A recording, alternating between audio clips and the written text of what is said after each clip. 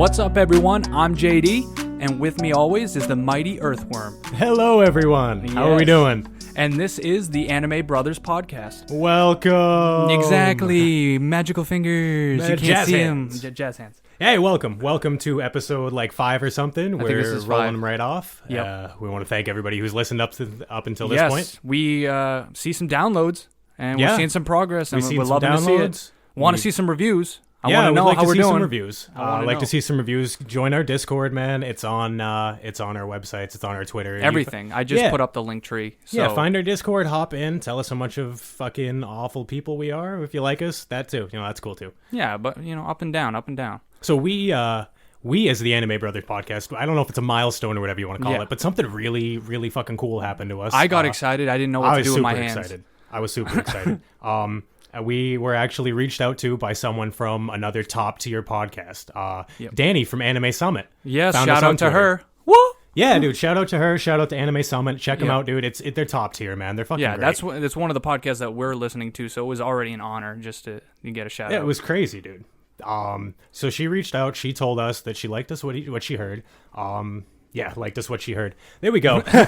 But the basic thing is, I want to say is we kind of made a contract, if we can say that. Yeah, verbal contract. Contract, but we're going to honor the agreement. Yeah, so I told Danny, in honor of her joining our Discord and finding us and stuff, I was going to finally branch out from shonen bullshit and watch my first sports anime. I love shonen bullshit. I love shonen bullshit too, but yeah. Eventually, we're going to run out of shonens to watch. You think. But we told her we were going to watch Haikyuu. Yes. Haikyuu. Yep, I'm going to do it as well. Give it a shot. A really good sports anime from what we've been told. Yep. I wouldn't say either of us are really volleyball fans, but I don't think it really matters. No, I mean, I like actual, football. I occasionally basketball and baseball. Yeah. But never in anime have I thought about it. But, this is what you got to do. You got to try new things, right? Yeah, we've heard some other people on this shonen bullshit tell people to watch Haikyuu. Yeah, other really, podcasts really talk about it all the time. Yeah, and if you're character driven, I've heard the characters are really fucking cool. Even like the enemy teams or whatever are super interesting. So I'm pretty excited. JD, you got to finish Full Metal, right? Yeah, I've been making headway. I'm at episode 45, and there's 64 episodes. Yeah, it's getting good. It's getting really good. I'm not gonna lie. First 8 episodes. A little dragged out, but as soon as bit. episode 10 hit, I started getting into it, and I'm like, okay, I see where we're going now. I feel like with the beginning of Brotherhood, I don't know if this is true, probably not, but I feel like they kind of assumed that everybody who's watching had already seen the original Full Metal, or they kind of went into it. It makes sense how the intro goes. It's almost like Ed it just drops them right in, And that's where it wasn't getting me they're friends with everyone already in the military, and he's the Full Metal Alchemist, and I'm like, oh, yeah, maybe I shouldn't have done this and jump right into it, but they quickly explain things. Yeah, it gets right into the good stuff. Didn't take that very long. But anyway, so when JD's done with Full Metal, I will finish out whatever I'm on. I've already started my post-shonen journey. I started watching Your Lie in April, so that's pretty cool. It's actually pretty good. I like sad, it. though. Yeah, it's not like a super tearjerker yet. I'm at episode 18, but there have definitely been a couple heart-wrenching moments, dude, no doubt. Guys, and this isn't spoilers, this is stuff you find out in the first episode, but guy's mother died from illness, and I relate to that. So my mom died of cancer when I was 17, so I get that feeling. Right. So that was helpful for me to be able to relate. And I used to be a big music buff, not classical music. This one's all about we had classical our phase music. with music. Yeah, dude, I was in a band when I was in high school, post-hardcore type shit. Just Damn right. Angry, yelling, screaming, all that stuff. But I can respect the beauty of the classical music. Yeah. And the way they portray it, and they kind of explain how certain sounds make other musicians feel. It's really cool. Yep. Especially for someone coming off of I just watched Mob Psycho. So it's that's some really crazy shit in Mob Psycho, some really visual, exciting stuff. So yeah, you're giving yourselves different types. You're going from one spectrum to the other pretty quickly. Yeah, I wasn't sure what to watch next, and especially with Danny reaching out to us because she's not super into shonen. Oh, and don't think we forgot. You said you were gonna watch Hunter x Hunter. Oh yeah. That was our contract. She did mention. Yeah, back to this. We're finally back to it. She did mention that she was thinking about doing her part and finishing Hunter x Hunter. We were the final straw that broke the camel's back. I like to think we will. I was listening to the Weebology podcast, and she's been on there a couple times. I was listening to the Hunter x Hunter episode earlier today, and they were hagging her out too, kind of. being like, people who haven't watched Hunter x Hunter, Danny. yeah, exactly. But yeah, we can't recommend it enough. If you fucking don't like anime, watch Hunter x Hunter. It's amazing. Yeah, I mean, I'm trying to get our friend Robbie to do it. I'm just trying. It's the one anime we beg. Yeah, I will grovel for that one. But yeah, it's really cool. So we're gonna be in the works really soon. Once we can figure out what kind of episode we can do to have Danny on, so she wouldn't just be bored listening to us gush about shonen. Yeah, she has her feet dabbled into it. She does a little bit. But I don't know. Maybe we'll have her school us on like shoujo or something. Yeah, just really make us feel like we don't know shit. Yeah, maybe after Haiku, I'll start being like, wow, maybe I actually want to watch more of these type of animes. I mean, you never know. Well, all you need is that gateway, man. Yeah. All you need is that gateway opening. For me, it was Berserk 2016 that got me back into anime. And then Berserk 2016 fucking sucks, but like suck. the fact that it fucking threw out that fishing rod and kind of like reeled me in, dude. Yeah. It was it. I have a little bit of respect for it, I guess. And it's sometimes I will come on record to say it's hard for someone because we are stubborn.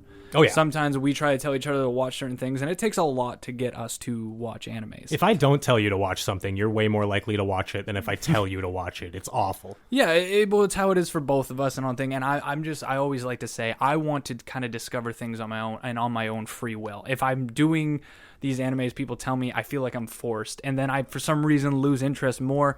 But that being said, I'm working on it. Okay? No, and the fact that you're willing to watch Haikyuu is like, that's a big step for you. Yes. Because like I said, I'm your best friend, self-proclaimed best friend, and Blood you brother. still haven't watched Gurren Lagann. Look, I know said we're making an episode. I know, Don't but up before now. this, there were like 2 years before this where Yes, I was know. telling you to watch it. But if you want to go further back, you still haven't played Skyrim. No, I'll bring I that don't back give a up. shit about Skyrim. I fucking love Skyrim. Yeah. Oh, I can't wait for Elder Scrolls 6. Spend Scrolls $600 on a new fucking console just to play that. I'm more excited for the the game.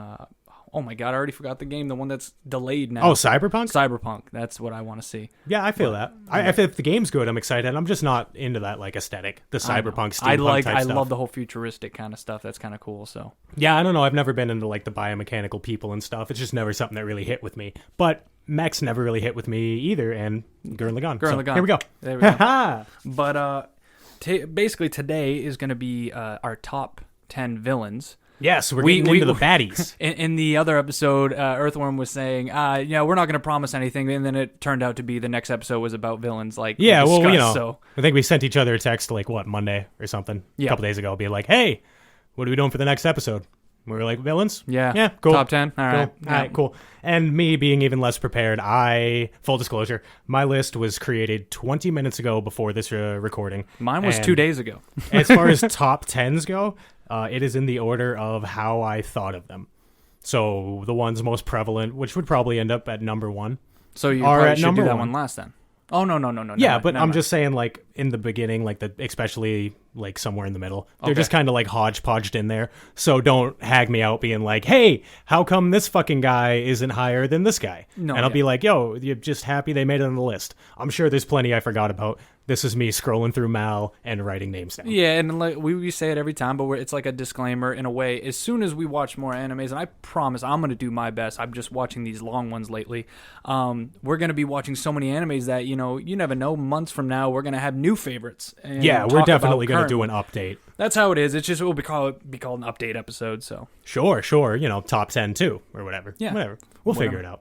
But I figure we'll go through the honorable mentions like we always have. I know you That is all you today, dude. I got no honorable mentions. The fact that I'll roll out the red carpet for I myself. thought this was going to be so easy for me. I know I mentioned it last told episode. you. I'm like, I love villains, man. Villains are way cooler. And then I'm going to write them down. Yeah. And I'm like, fuck. Yeah. Because sometimes I like villains this are just villains guy. to be villains. They're not like your favorite villains or ones that you find interesting. But there's a lot of villains, but it doesn't mean you like them.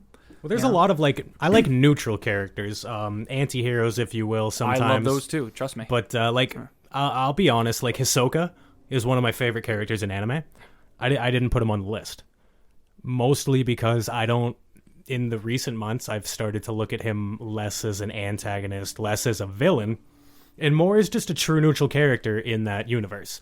Because he's never really done anything to hinder anybody, especially not the...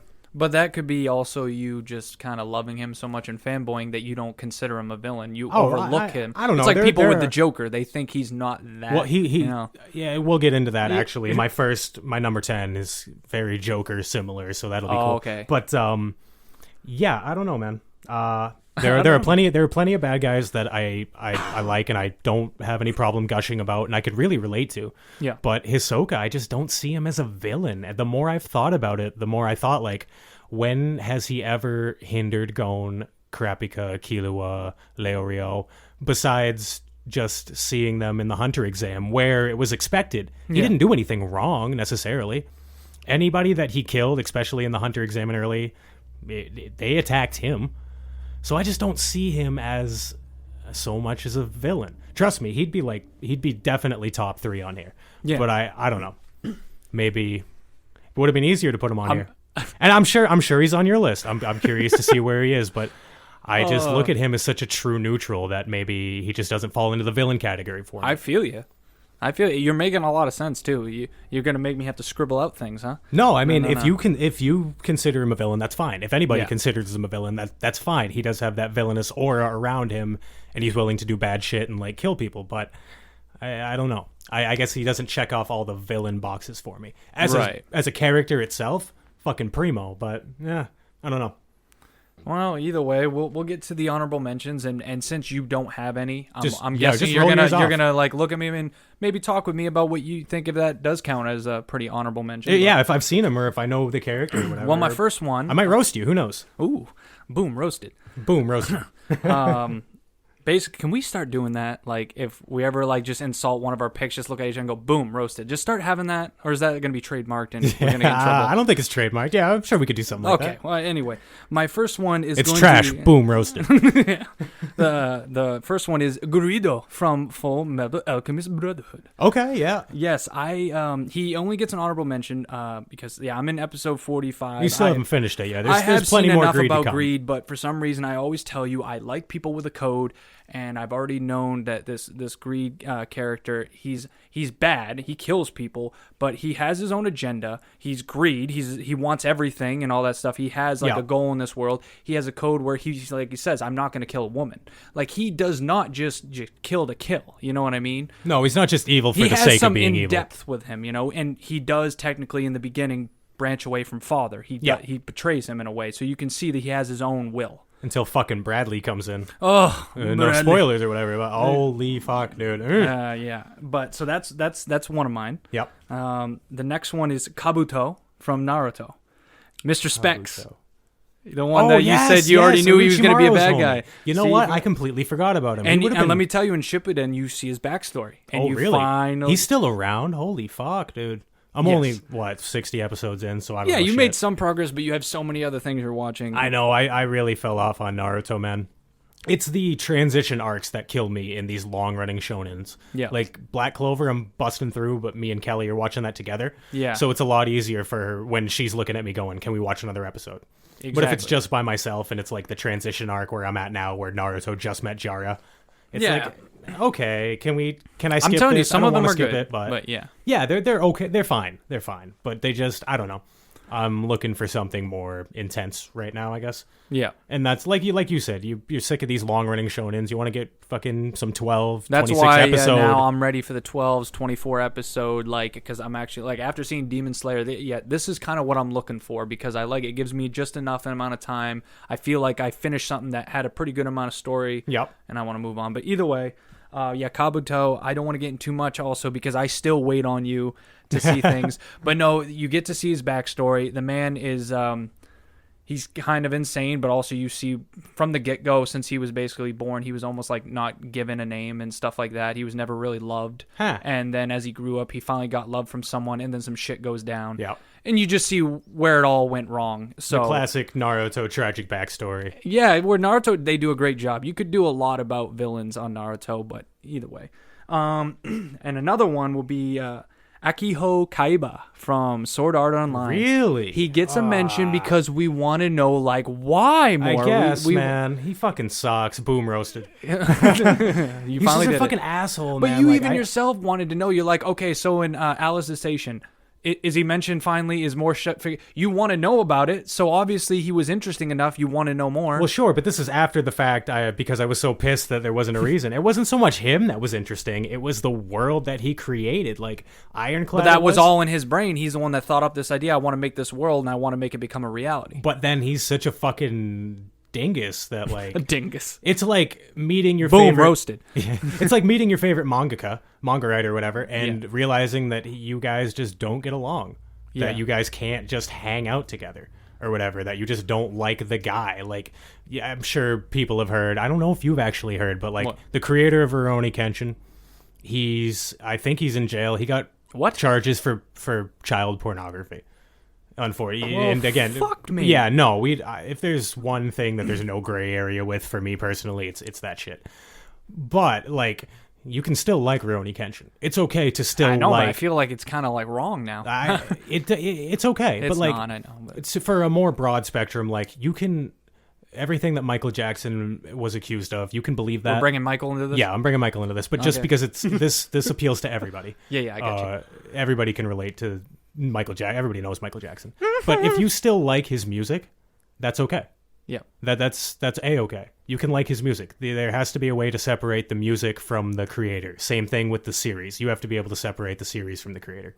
Yeah. Now that I've gone on this great big old tangent, I don't remember why the hell we're talking about this. But... Well, it was about Kaiba because I said that he's an honorable mention. Oh, yeah. So anyway, like the world that he created, super cool. But like him himself, I don't know. He's just with no fucking explanation. Like, come on, man.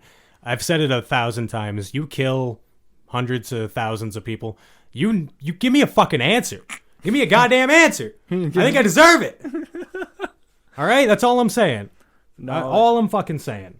No, I understand. I just put him But in anyway, there because... why'd you put him in here? No, I already said it. It's like, is the mystery figure. I kind of like, I get little pieces. I've gotten some ideas. You kind of see where he just wanted to create this world. He kind of just delve into his work. He started like going to his cabin in the woods, and he would just keep delving longer and longer into his world, and then finally never came out of it. He wanted to stay there. It's like he created it and he felt better there. I don't know. But either way, I find him interesting, even though he's definitely not top 10 worthy. I just want to put him in there because... You just wanted to talk about him for a minute. I get that. Fuck it. You know? It's just fucking explanation, man. Just something. Just like, I felt like killing a bunch of people. I wanted to know... If he would have literally just said, I wanted to know what it would feel like to be God. Sure. Fine. Do your thing, dude. But the fact that he was just like... Problem is, he didn't know about the Black Swordsman. Let me tell you. Anyway. You shut the fuck up. So in the last honorable mention, we're going to make it quick. And this one was either going to be number 10 or honorable mention. And I made a split decision. Pito from Hunter x Hunter. Ooh, yes. Pito. Pito. Oh, God, yes. Basically, I like Pito a lot. Oh, what are you doing? Are you starting to write on your little yeah, book? no, you reminded me of one. Okay. But Pito, basically, I know like the Kingsguard basically had 3 people and all that stuff, and they were really loyal, but I felt like Pito was at the top. The first one you saw, everyone feared the shit out of him, and literally he was the one that when Gon was beating the shit out of him was like, I'm glad that, it's happening to me and not my king. Yeah. Like the sheer like loyalty the person had. Yeah, is it a he or she? It's not gendered. So I think, correct me if I'm wrong, anybody out there, but I think when it comes to, I don't know. Because we know we got Aluka and Aluka. But they've actually like mentioned a gender. Yeah, so like, then it's like Pito, what is Pito? So I don't know, but I literally think Pito is like Ken doll if you're talking like biological what's going on down there. I think it's straight Ken doll, Barbie type. Okay. But I don't...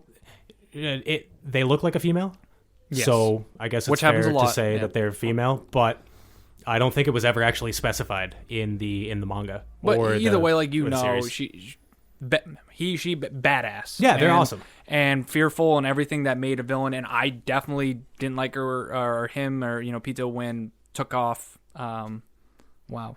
When she fucked Kite. Yeah, killed. Yep. Yeah. Yeah, fuck Kite in the mouth, whatever, Yeah, either way. But yeah, so that's my last honorable mention, but didn't make top 10 for me.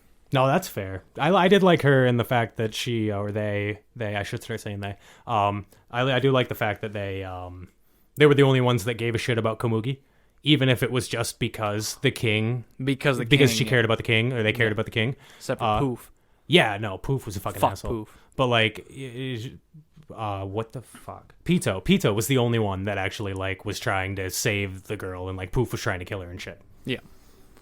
But I think when it comes to the 10 now, since I had honorable mentions, you should probably be the one that starts the number 10. Okay. Right after I saw you scratching out names over there. Yeah, I took one off. I only put him in there because of I love the series. I do have one honorable mention then. Oh, actually, because now I just we took got him an off. honorable mention. Yeah, here. I just took one off. Good thing the we rolling this Anti-Spirals show from Gurren Lagann.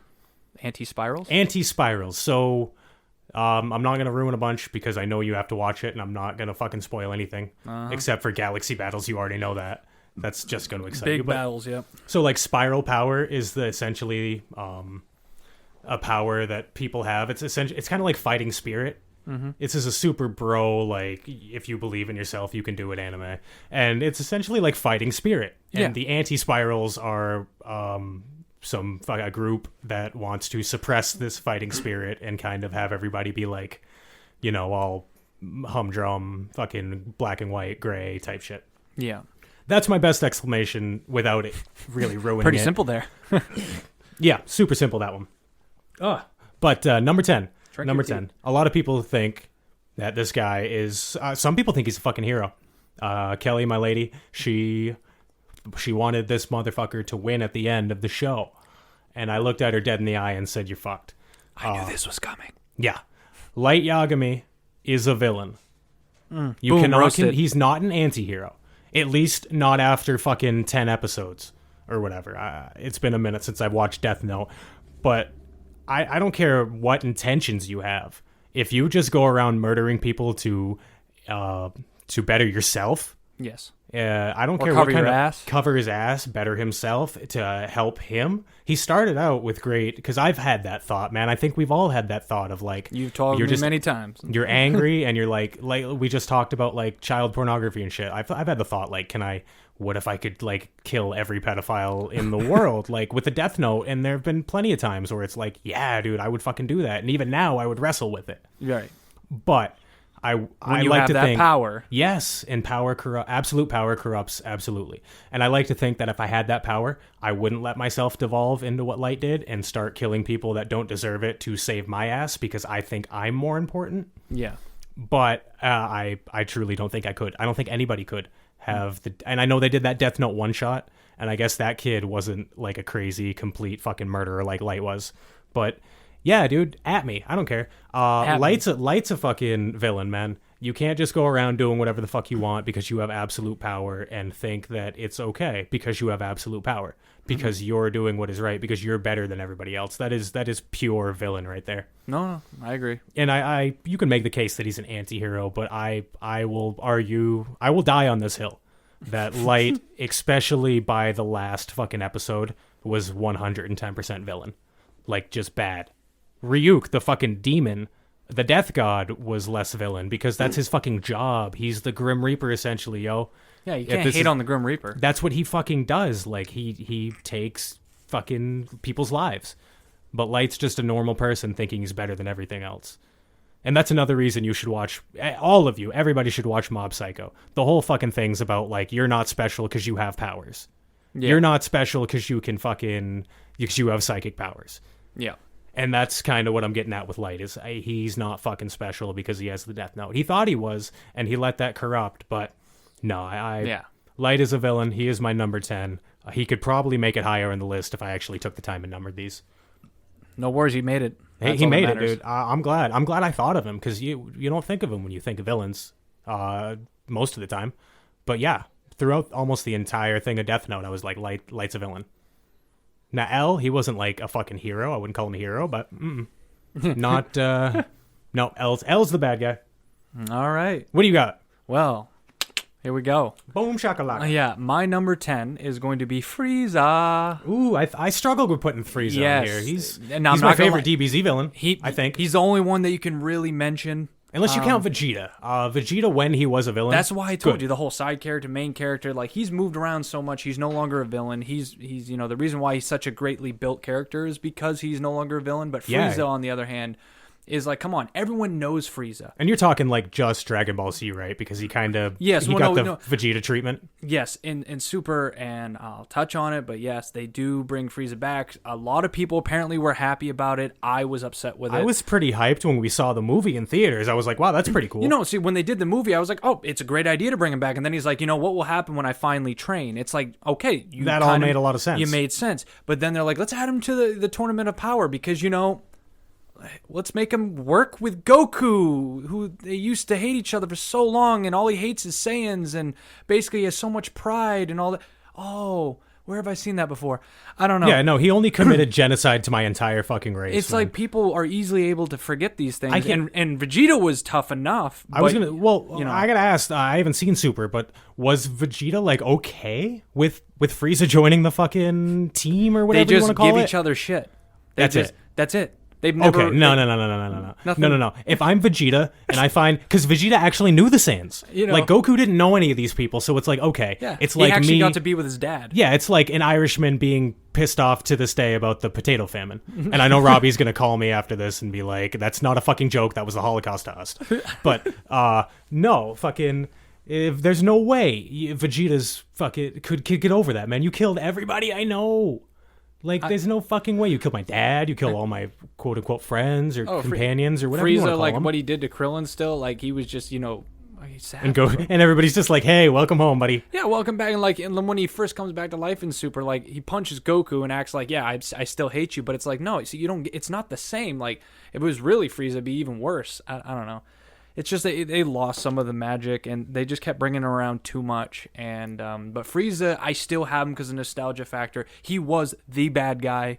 He literally would have been a great conclusion to the story. Yeah, the origination of you haven't even seen my final form. Exactly. Like, that's where that fucking comes from. I love that quote. This isn't even my final form. I mean, if you watch Battle Shonens like we do, you have to look at Dragon Ball Z and at least give homage. I mean, You don't have to think of it as a really good show, but you have to at least respect what it did. And that's he was fighting with Pito, and then I was like, you know, Frieza has to make the top 10. No, I don't blame you there, man. So, he was the conglomerate of everything, you know, from Dragon Ball to the Frieza saga. You could make an argument is one of the best animes out there. I think it got a little wonky after that, but that's what I mean, and that's just because the creator had to keep going. Yeah, he was almost forced into it. Yeah, but that's my number 10. Okay, I like that. Kicking an old school. Mm-hmm.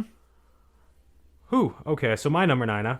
Yes. This is another anime that you haven't seen. But another recommendation. Even if you only watch the first season, 26 episodes of it, it's really good. Okay. Because it's kind of like, it's the same universe, it's some of the same characters, but 2 separate arcs. So, from Psycho-Pass. From the first season, Shogo Makishima. Okay. And it's been a while since I watched Psycho-Pass. A lot of these, I'm realizing it's been like a year or two, and I'm starting to forget some. But I do remember his impact as a villain. I don't know if you've ever seen any like promos of Psycho-Pass or like anything like that, but he's the guy with the really long white hair if you ever see him. So Psycho-Pass, essentially what is going on, have you ever seen the movie Minority Report? I've heard, I heard about that. Okay, yeah. So this is they can read your brainwaves, your emotional brainwaves. To tell who's going to be a psycho. And it'll it'll tell you who has... Actually, I think I heard this on the Anime Summit podcast. You probably... yeah. Shout out to them again. Yeah, I think they had it on their top 50. One of them had it. I can't remember if it was Nick or Som or something, but yeah, one of them had it. Anyway, so they can read your fucking... your brainwaves and shit and your emotions, and if you're like me, I have like anxiety and depression and stuff, I would be considered high chance to become a latent criminal. Right. So there's a good chance that like if I got a really stressful day, that I would just be thrown in jail. They'd look at me as the potential to he's going to crack today. Yeah. Wait, I wonder if I would be too, because I got the anger problem. There would definitely be times. I think that everybody in today's society would set off the Psycho-Pass meter. No shit. But yeah, so police can fucking tell if you're gonna commit a crime before you commit a crime, or so the system tells you. But this Makishima guy, he's like an actual psychopath or whatever's firing different in brains of people who are like mass murderers and stuff. He has it. When he kills somebody, his brainwaves don't fluctuate. His emotions don't go out of kilter.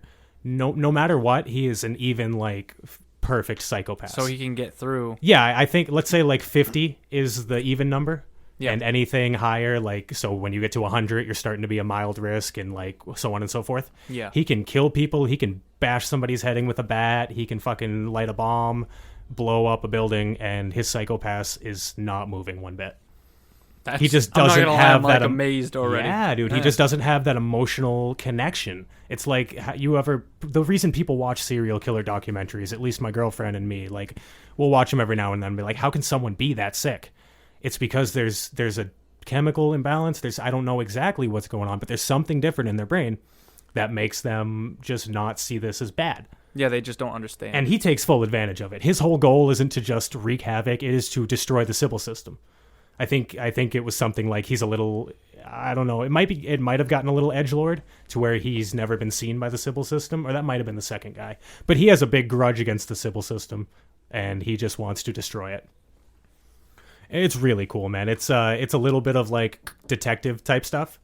But nothing wrong with that. I like detective No, yeah, stuff I know too, you like that detective stuff. The guns that they use are really cool. They're called Dominators. Dominators. Yeah, dude, they can like either like paralyze somebody sex or stuff over there. Depending on what you're into, I'm sure it could work that way. Yeah. It's very large and awkward, but hey, if you can fit it in, you can fit it in, right? Hey, anything's possible when you're with Christ, you know. Everything's a dildo if you're brave enough. Abraham Lincoln. Abraham Lincoln. Oh god. But yeah, dude, Shogo, he's really cool, and he makes you think about like things in everyday life. You know, you're looking at it like, holy fuck, you know, if this psychopath was real, then we, like I said, people like me and you might not be able to live long, normal, exciting lives. We might be labeled fucking criminals. Yeah. So yeah, it's really cool, man. If you haven't seen Psychopaths, check it out. Even if you only watched the first half, the second half was fine, but I brought it up in I think our first episode in disappointing arcs. Yep. It just felt like a redo of the same thing. Sometimes if you got a high like ceiling, it's hard to beat that ceiling. Yeah, it almost, and I'm a big believer of if I'd rather see something cut short than go on longer than it needs to. For like a sports reference, I'd rather see like a guy retire at 35 after a Super Bowl than go on and play until he's 45 and he sucks. Yeah, Tom Brady. I don't know, man. If it, real quick, delve into sports. Oh, I think it'd be all right. I think he'd be all right, dude. Playing in Tampa, I told you, warm weather. Mike Evans. If you didn't Chris believe Godwin. that we were Chads until now, here we are. Oh boy, warm I'm weather. excited. Mike Evans, Chris Godwin. If they can get a running back, they'll be okay. Yeah, their defense was really good last year. I remember they had the pieces, they just never put it together. Yeah, but, yeah. Anyway. Moving on. That was my number 9, Shogo Makishima from Psychopaths. My number 9 is going to be, I hope I pronounce this right. It's hard. Muzan Kibutsuji from Demon Slayer. The Muzan, head, like the big Muzan, bad. The big bad no in Demon shit. Slayer. You're the first guy. I'm not kidding. You're the first guy I've ever heard like praise him. Okay.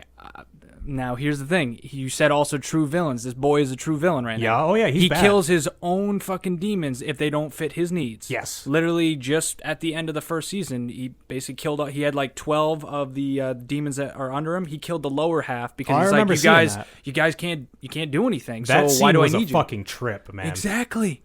But what I'm saying is, he also, it's like he dresses up as a girl in one episode. Next one, he's with a family. He has a wife. He has I think a daughter, and he's dressed up just hanging around other people in the streets. It's like, this man is fascinating. What is he doing? He just wants to live among the people. Next thing you know, though, it's like you can tell he doesn't like people. He kills people on the side of the street like they're nothing and all that, and like tortures one girl that didn't do anything to him. I mean, he pokes her in the head, and then she literally just expands and blows up because the demon cells, or his blood, cannot effectively mix with theirs. It causes that reaction. I don't remember that part. I do remember when they were in the streets and Tanjiro saw him and he touched the guy and made him into a demon. No, after that, like a guy bumped into him that was drunk and was like, hey, what are you doing here? And he just whacked him. Boy went against the wall and dead. And then she's freaking out because he's dead, so she's backing up against the wall, not doing anything to him, and he just looks at her, he's like, pokes her right in the head, and then bursts, like decays. It's fucked up. Like, this man is sadistic. But you also want to know why, and it's only been the first season. Yeah, maybe that's it. I just didn't see enough about him. I thought he was pretty cool. I liked how you were introduced to the bad guy. Like once Muzan's finally taken care of, if he is, I'd have to assume that's where Demon Slayer ends. Yes, you're introduced to him in the first 15 episodes, and you find out that all these people that are under him just have like a little taste of his blood, and if they get more, they get even stronger. So like, what is he? He's like the original demon. Exactly. So you want to see how strong he is, and then you find out way at the beginning, so I'm not really spoiling it, but he was the one that killed Tanjiro's family. So why did he? Because he didn't eat him or do anything. He just killed him. That's it. He just killed him and left him there. Think about it. That is true. See, I guess... You think demons are there to eat, so why did he go up into that village and just kill him? I guess I never really thought of that. I hope they kind of explain it a little bit. Yeah, maybe it's going to have to do with his father when he was a demon slayer. That's a good point, because his dad did have But the we're fire all breathing. just speculating here, and that's what I mean. There's so much mystery. That's why he's like only on my bottom 10, but I want Tanjiro to take his head off. It's probably not going to happen because I feel like someone else could do it, but... That's it. I'm 20 years in. I'm learning a lot about you, JD. I'm learning that you thrive off of mystery, it sounds like. The less you know about a guy, the more exciting he is to you. I like edgelords. I get you. Do you like edgelords dressed like Michael Jackson, though? Yeah. Chimon. Hey! He does. That's what I mean. He's Yeah! He looks just like him. It's fucking funny. Yeah. But that's my number 9, so... Cool. Moving on, then. My number 8. This is the guy...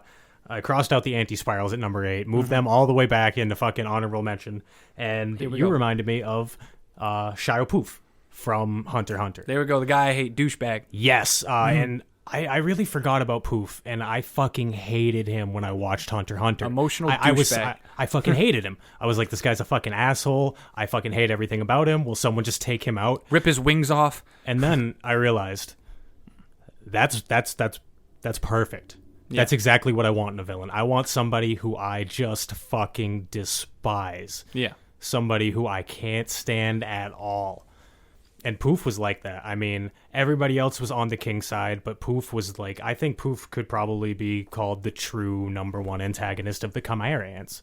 I feel like the king would have had a much easier time being able to transition to his like human-esque But he emotions. wouldn't allow him to. Poof would not allow him, even after he resurrected the king. Yeah. He was doing everything in his power to make sure the king would not remember Komugi. Yeah. And that's, I mean, not only is that, like, awesome villain, but, like, that's a fucking shitty, man. Yeah. Like, this is the guy that you supposedly, like, you want to talk when about... that whole thing was happening and he was trying to not let him, like, find out who that is, I was getting at, like, fucking stop. That's actually a pretty good expose on, like, different types of love. There's the selfish love that Poof was showing towards the king, where it's like, I want you to be the king and acknowledge for me. Yeah. But then there's Pito. Like you said, she was loyal. She actually cared about the king. She was willing to not beat the shit out of Gon, because she could have kicked the shit out of Gon right there. Yep. There would have been no contest. She had some honor right there. Yes, she had some honor, and she realized that she had to work on Komugi. Yep. She had to be doing fucking surgery on her, because even if she killed Gon, it would have been too much time taken. And it would have never happened. So yeah, I think Poof is he's a really interesting, as far as like vile, disgusting characters that you just can't stand. Yeah. And I think that makes a really good villain. Exactly. No, I agree with you. Fucking, and then like that whole time when he was in what the hell, Moral? When he was in like that reality bubble with Moral. Yeah. And you think they're playing some crazy mind game, and then you find out Poof like dissolved himself and like flew away. Yeah. That was a straight up plot twist, because I was getting kind of bored with that part. I was too. There were lulls in the Chimera. I told you that ending was like a highs and lows. There was up and downs. Plus, I watched a lot of it at night. I was working late hours at that time, so tired. I was starting to fall asleep towards the end of the last episode we'd watch. But I was getting bored, and then when he did that, I was like, holy fuck, next episode, let's go. Yeah. But yeah, Poof, I think he definitely deserves to be in my top 10. Because he makes me want to fucking puke, that stupid butterfly. I hate that motherfucker. Yeah, he can rot in hell. He can go right to hell. Go right to hell. But my number 8, and I'm expecting it to be higher for you, unless you forgot, which I don't think you would.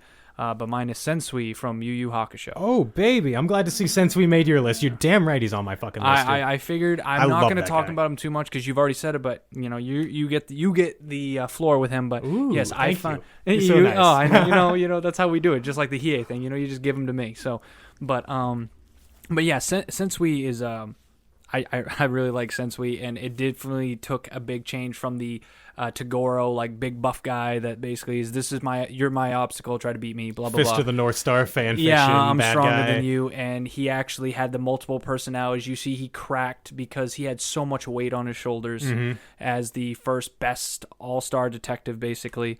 And there's more to it. We know we're gonna talk about him more, but yeah, he has made my number 8 for a reason, because he definitely makes you think. It's just, I haven't watched it for a long time now. You've had more times to re-up on it, so I haven't. I've watched Yu Yu Hakusho quite a few times. So I haven't re-engaged, and I want to do it, but since I am trying to watch more animes, I can't just go back now and watch 100 and something episodes, and you know. So I completely agree, man. Because it will happen eventually, but I can't do it right now. Yeah, no, I mean, I had watched Yu Yu Hakusho 2 or 3 times before we got into anime and started watching other I watched it like animes. 2 times. Like, geez, because I probably started my consumption, like real hardcore consumption, 2.5, maybe 3 years ago. Yep. 5 years ago, I looked at my girlfriend. I was like, "Hey, you don't like anime, but you're gonna fucking love this." And it's in English. Yeah, the ones that we like. The dub is fucking amazing, man. I know we mentioned it a little bit because of Jin the Windmaster last time, but like the dub of that it is fucking outstanding. Like I don't think I could watch the sub. I'm sure it's great. But and plus, like I've heard that American Yusuke is like way more of a sassy, like smartass rather than Japanese Yusuke.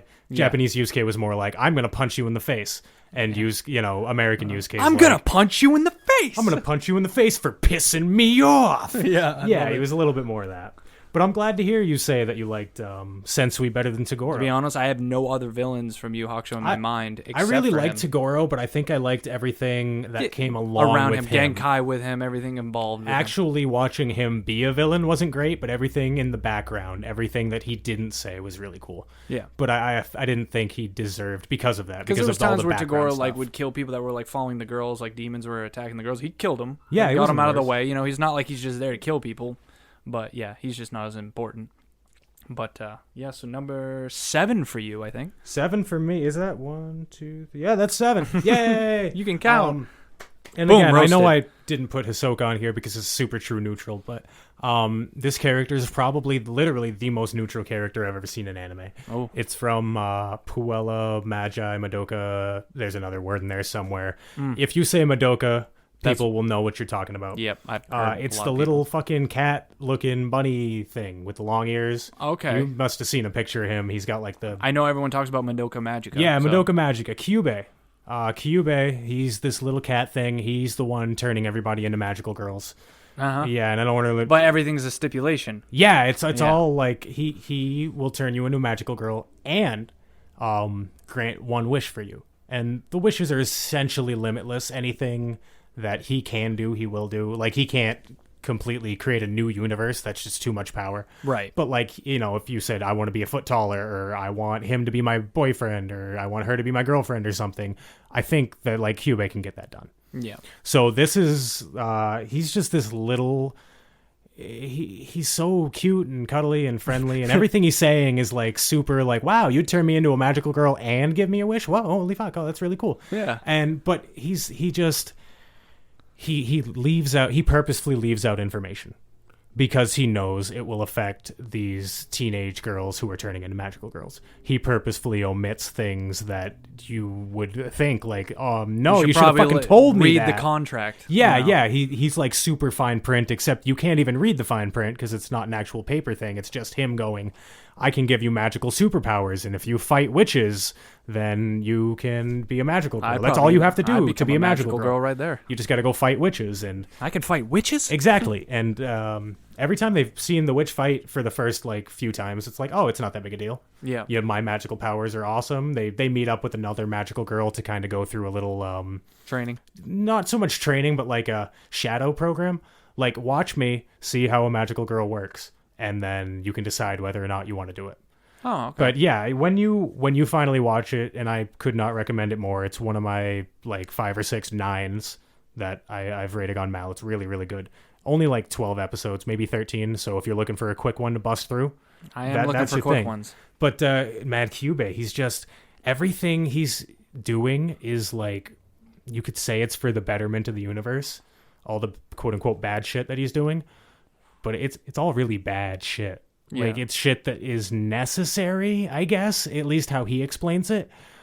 But the way he goes about getting it done, there's a lot of manipulation. There's a lot of darkness behind this cute little bunny-looking cat thing.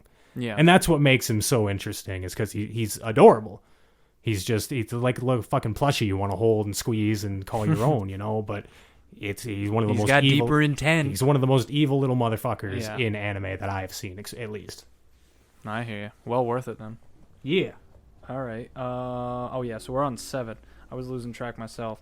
I had 2 people tossed up, and we discussed this earlier before we started the podcast. So I'm gonna probably take the guy out because he is more of a neutral, and they're both Full Metal Alchemist Brotherhood. Full Metal Alchemist Brotherhood. I'm glad you could do that. But it's not much better at it's it. Führer Bradley. Yeah, okay, I like Bradley. I do like some of these. The 7 sins, some are better than the others. I liked Greed, but the one that takes the cake is Wrath. And that's Führer Bradley, because this man has been, I think, living with humans for 60 years. He's basically, it says that he's 60 years old, but he's been doing this for 60 years. Yeah, he was literally groomed to be the Führer. Yeah, I mean, he has a family, for even though one of his family members is also a part of the 7 sins. But fucking spoilers. Damn, come on, JD. We got so many. You were just talking to me about not spoiling his body. I didn't say who it was. Excuse me. Fair enough. But no, this boy is a straight up savage, and he can be like that guy that's calm, cool, collective, smiling at you with his closed eyes, but it's all an act. This boy could slice you and dice you, and can I tell you right now, this man does work. Even at 60 years old, he says I'm 60. He's like, bro, you don't seem like you're 60. You haven't even seen like the culminative fight with Bradley yet either. So it's I've seen some fights, like when he even had to fight Greed when he turned on him, like he just kicked Greed's ass. Oh yeah, when he fucking straight stomps Greed keeps into like the dirt. stabbing the shit out of him. It's like, you done yet? You How done many fighting goddamn back? swords do you have, dude? He's just got him like all over. He just keeps fucking pulling it's them like out. More Zorro sabers. over here. Yeah, neither of us have even seen fucking One Piece, but they fucking Zorro out in this bitch. But I'm not gonna lie. The one thing I'm gonna say is I knew something was up with him within like the first 2 episodes. Oh yeah, they definitely. I'm just like, he was walking around. I'm like, he's called a Führer. I'm like, I guarantee this guy's one of the main baddies. I felt it. They do just enough to subvert you to where it's like, oh, maybe he's not. So that's why it's like, he is. I'm not gonna say it's a spoiler. You're gonna figure that out if you watch Full Metal. I like to think that most people. We were real late, but I like to think most people have watched FMA. We think, or yeah, FMA. you never know.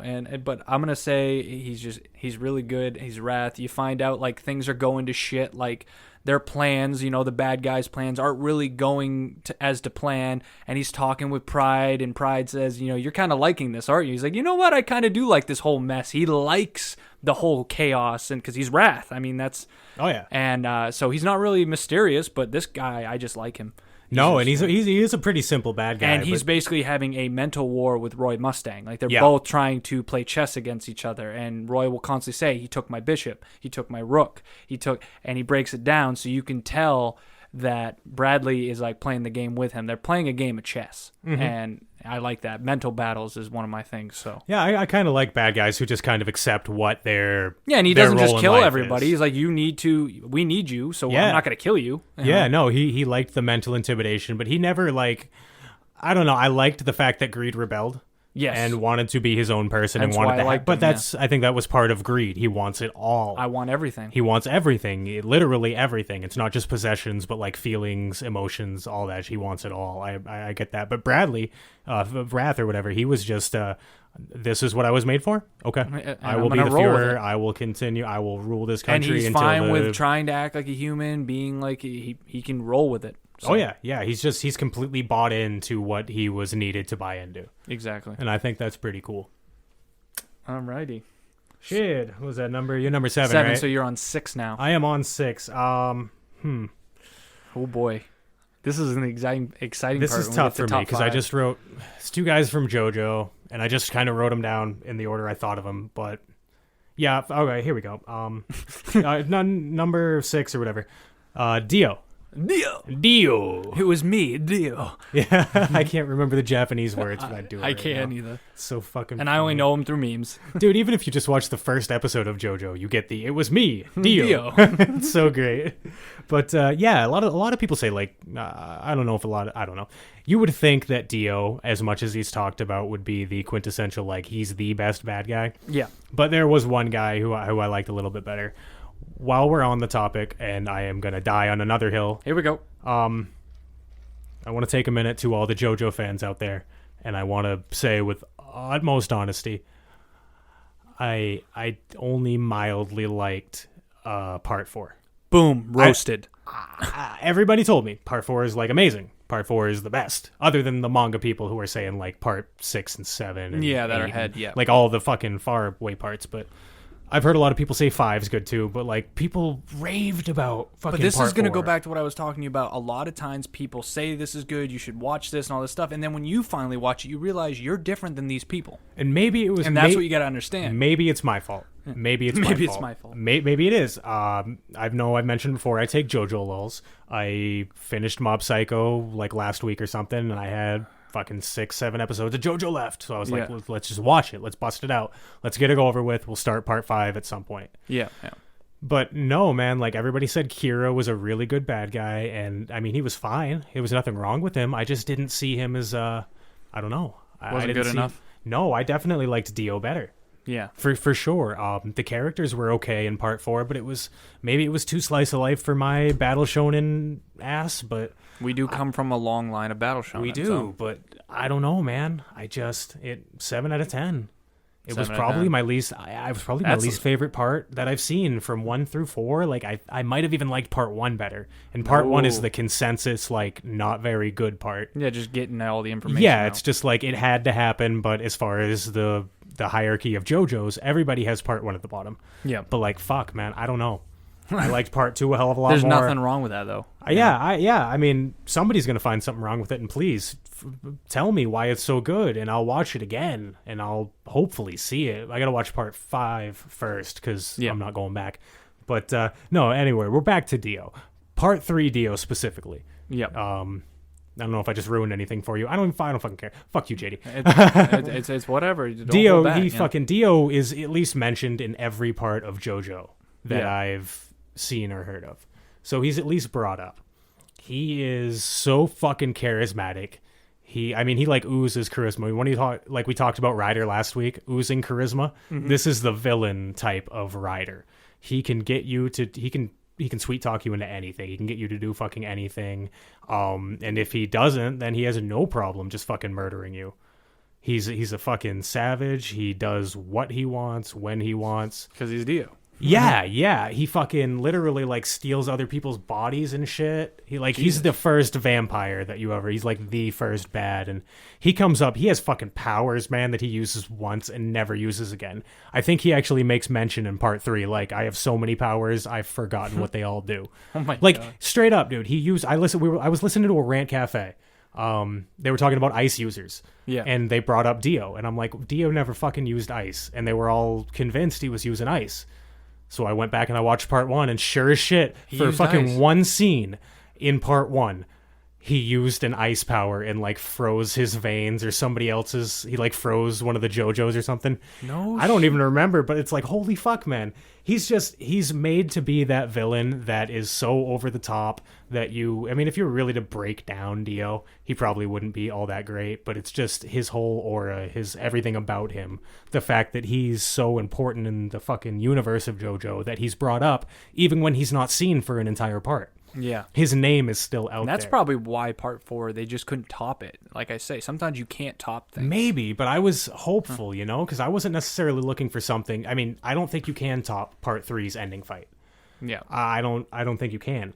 But I don't know. The fight was fine, I guess. It wasn't like a stupid ass ending fight. I don't know. I'm having a hard time like explaining why, because I love JoJo. You look physically shook right now. I want it to be 9, 10 out of 10s every fucking part I watch, but I could not bring myself to really, really, really enjoy this one. Yeah. I don't know. There was one part where it was like all the good guys were on one, like a block away. Yeah. And 2 guys are fighting. Yeah. And none of the other good guys could hear like the buildings breaking and like other shit going on. And maybe that's something that really irritated me. Because, I know I've mentioned it to you before, JD. Like those comedy movies where everything goes wrong. Yeah. Like the guy slips on a banana peel and then falls through the laundry chute and then goes into the trash and then his girlfriend calls him and breaks up with him type shit. I hate that. If that's all you can do to make things funny is just make slapstick, wacky, wrong things go happen, then that's not good to me. That was the annoying part about... one of the annoying parts about the end of JoJo's part 4 is like they were all right there. I don't know why they couldn't fucking hear this. It would have been a lot cooler if they all teamed up to fight this guy. But they couldn't hear. Yeah, I guess they just and like the bad guy had to find. He had some like because he had this really cool new power, and I was like, oh, how are they going to figure out how to beat that? And I don't know. Spending too much time on part 4. Dio's fucking amazing. Watch JoJo if you haven't. Watch part 4. It wasn't bad. It wasn't part 3 or part 2 to me. Hey, it is what it is. We'll move on from it. We have to move on. I spent way too much time talking about that. That's apes. Dude, we go on tangents. That's how it goes. And like sometimes it's going to happen. And JoJo's close to your heart. So trust me, I wanted to like it. I even told... my next one will get you talking. And I'm pretty sure he may not be on your list, but he's on my list. Okay. And I think... Or maybe he'll be on your list. I don't know. But my number 6 is Kirei Kotomine. He is on my list. You know how much I love him. Okay, I didn't know if you forgot. You said you did everything split second, so I'm just like, you know. No, he was. Is he really high up for you? Oh yeah. Okay, he's so a top I mean, tier once guy. again, I could talk about him. He's not my number 1 because. But talk about what you like about him. What I like about Kirei Kotomine, because I'm not gonna lie to you. For some reason, first episode of Fate Zero, right? Yep. Now, when I watched it, for some reason, because I think the first beginning episode, first scene is him talking with his master at the time. Yes, it's his father, and they're talking with about Rin's dad or whatever. But with Rin's dad about the whole plan for the Holy Way. For some fucking reason, I'm like, since I have this mindset, the first person you see is going to be the main character, the good guy, the guy you're following and all that. So I'm like, all right, this is the guy I'm supposed to be following and understand, and he's going to grow and develop.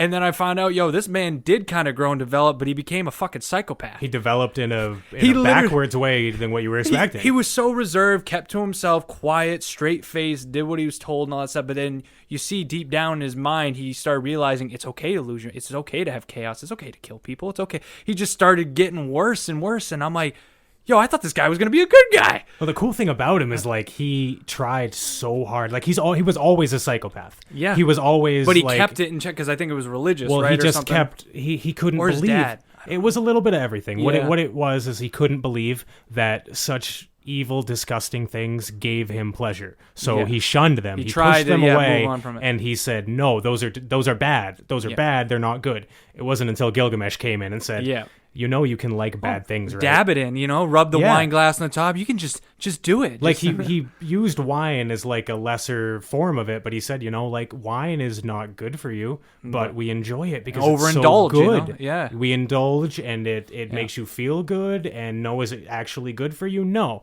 And that's kind of what he was saying. He was making the parallels to like murder and fucking evil shit. Like, is it right? No, but if it makes you feel good, it makes you feel good. And let's not get it wrong. Like, Kirei is good at killing people. He is a really good trained assassin. He is amazing, especially with his daggers. I didn't realize how good he was until the final battle, and then you see him going up against Kiritsugu. I may just look up the fight again. That was a really good fight. I didn't like the way it ended. No, but everything. That's what I was trying to say, and I felt like it should have been a little longer, but it was worth it.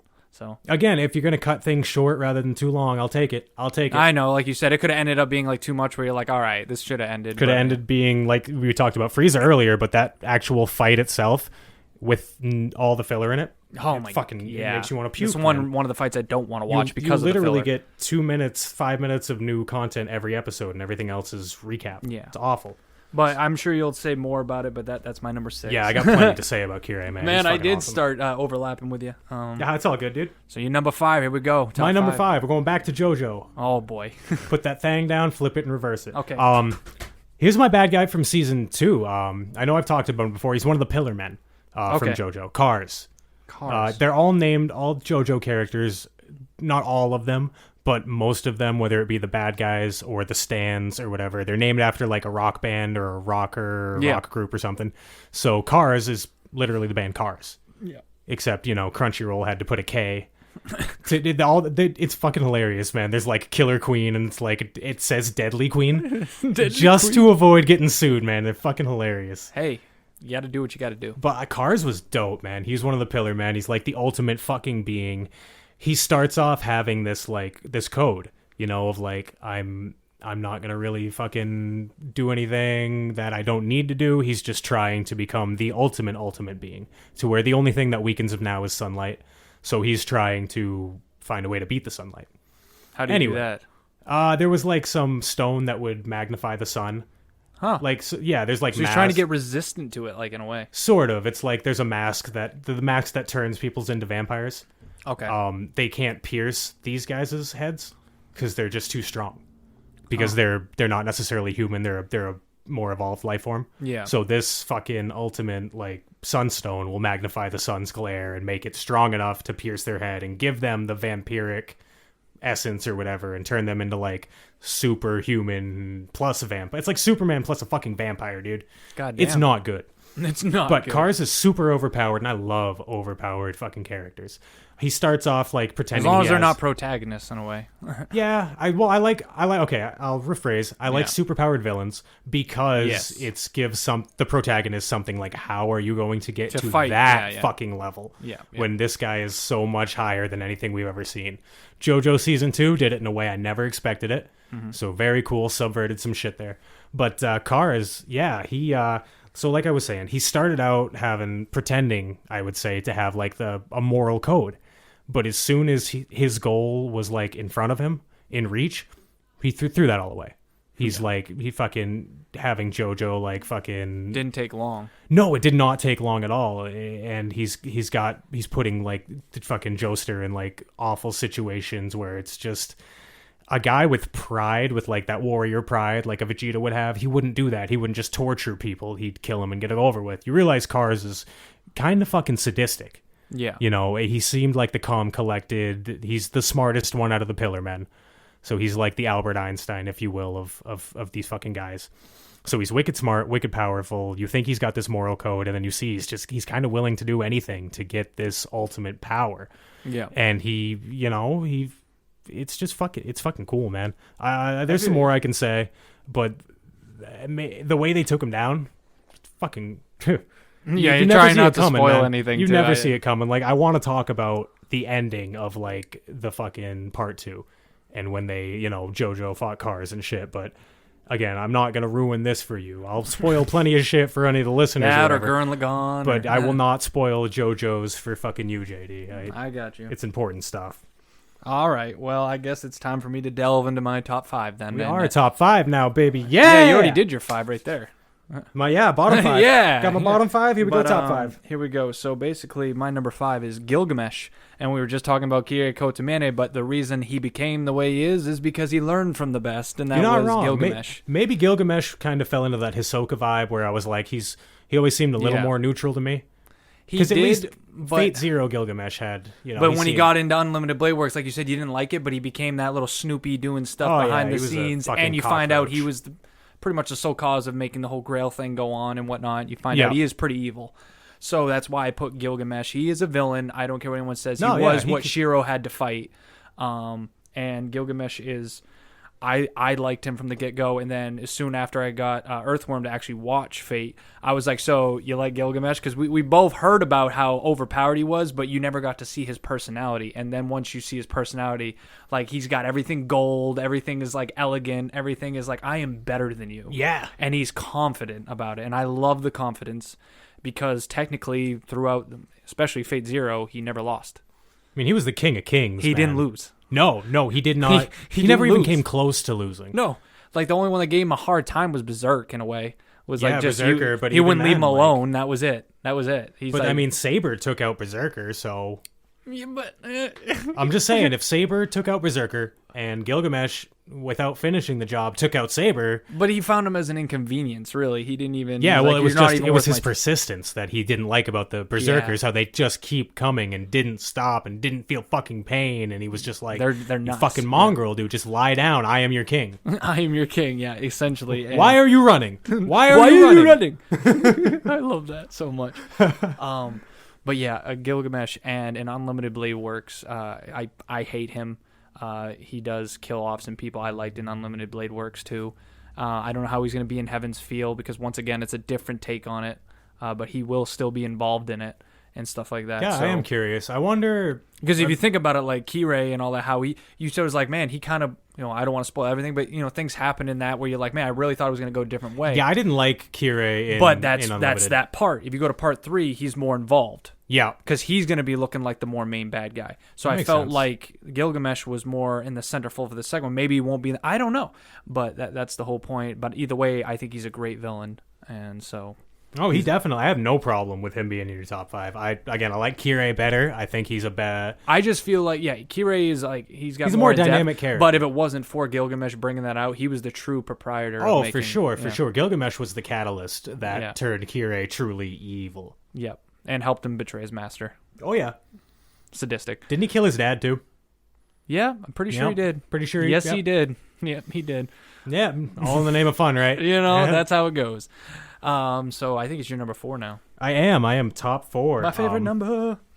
My number 4 is from, well, again, I've talked about it before. I don't know a whole... I've talked about it before. Yeah, I know. We've talked about just about everything before. Shut the fuck up, Earthworm. Jesus Christ. It's Griffith from Berserk. I've only he's on mine. Yeah, but he's I my haven't number seen the 2. 97 series. I've only seen the movies and the shitty, piss poor fucking 2016, 18, whatever series. But that gave me enough, man. I mean, if that portrayed... enough to be my number 2. Exactly. If that portrayed anything of how the manga Griffith is, if it did a 50% job of portraying how much of a fucking... how evil he could truly be. And I know in the anime, the earlier one, you probably get to see more of him bonding with his fucking... You get to see a little bit more of the Golden Age arc, I believe. Well, 27 episodes compared to 3 movies, you know. Exactly. It's more time. So it makes the betrayal worse. I feel about Griffith very similar to the way I feel about Light Yagami. Yeah, I feel bad for him. He grew up poor. He tried to make a better world for everybody. He worked really, really hard. And then his best friend decided, after his best friend overheard him saying, I have no friends. I have no friends. Nobody is considered my friend because nobody is equal to me. Guts overheard that and then said, fuck you, dude. I'm going to go find something else to do. Yeah. And Griffith got all fucking emo bitch boy about it. Also, Guts was like, I'm going to make sure I can get better than him so he'll consider me a friend. Sure. He was doing it to be considered a friend. He was doing it because of everything Griffith did. And Griffith just, instead of maybe taking a step back and thinking, did I say something that upset my friend? We should talk about it? Yeah, maybe someone overheard me when I fucking told that, little fucking lolly bitch that I have no friends. Nobody fucking, I don't fucking like anybody. They're all just fucking pawns to me. It's like, dude, really, man? And then you go fucking, and you think you have the right to look at Guts and say, yeah, I'm gonna fucking betray you now? Yeah. I know there was more to it. I know that it was all about gaining the power that he had wanted his whole life, and he had to choose. He was destined since he was young. He had to choose between his destiny and what he really wanted out of life, or the people that got him to the point he was at now. And, you want to go back to Hunter x Hunter real quick. At the end of Hunter x Hunter, Jing says, it's not about where you get to, it's about the people you meet along the way. Yeah. And I very really, important words. Yeah, it really is, man. I mean, the end of the journey isn't so important as to everything that happened in between. Like Naruto, for example. Oh, God, was it a lovely journey. The end of Naruto was fine, but... Yep. Would you rather have the climax or everything that happened from start to climax? Probably all that building and all that fucking... I mean, there was a lot of high and lows. Some things I'd like to take out, but I enjoyed the adventure. If they found a way to make Naruto a 26-episode go from Jinin to Hokage, you wouldn't have given 2 shits about the characters. They couldn't have had 30 other characters that you say, I like that guy, I like that guy, I like that guy. Yeah. And then that's what I'm trying to get at. Griffith, he was either still pissy about Guts fucking leaving him in the beginning, or he was 110% willing to sacrifice everybody who cared about him, everybody who he had once cared about, just to become a quote-unquote god or equal to a god. And become one of the hands. If you're going to fix the world by killing everybody you love, then that's probably not a world that me personally I would want to live in. And you are a villain. Yeah, anybody who says Griffith did nothing wrong, and I know it's become a meme at this point. I know, yeah. But anybody who's fucking serious about that is just a dink, man. Like, fucking, how can probably if they had the same power, they would do the same thing. Yeah, I don't know. It's fucked up, man. Like, I think Griffith did a lot wrong, and I see him as... I don't know. Again, a lot of people see him as like, oh, he's not that bad. He's not like super evil. I see him as more evil than just a guy who just wants to watch the world burn. Yeah. If you can have that emotional connection to people and burn that bridge, rather than just burning the world and whatever catches, that's worse to me. Yeah. I think. 100%, man. Yeah. So Griffith, he's topping out my number 4. I extended it with you because I'm like, technically you're saying everything I want to say, and he's my number 2. No, I mean, I will touch on him again. He probably could have made it higher for me, but again, I just go back to the scenes and yeah, the fucking eclipse, man. That if you haven't seen Berserk, watch.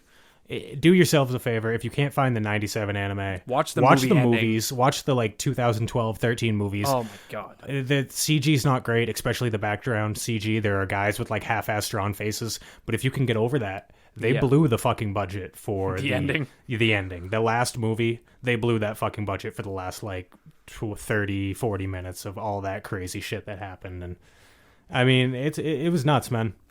You want to sit at your TV and stare at it for fucking 20 minutes and then smoke cigarettes, even though you don't smoke cigarettes, but you found one. You're like, and then 20 minutes later, look at each other and be like, "You good? Yeah, you good? I'm good." Yeah, very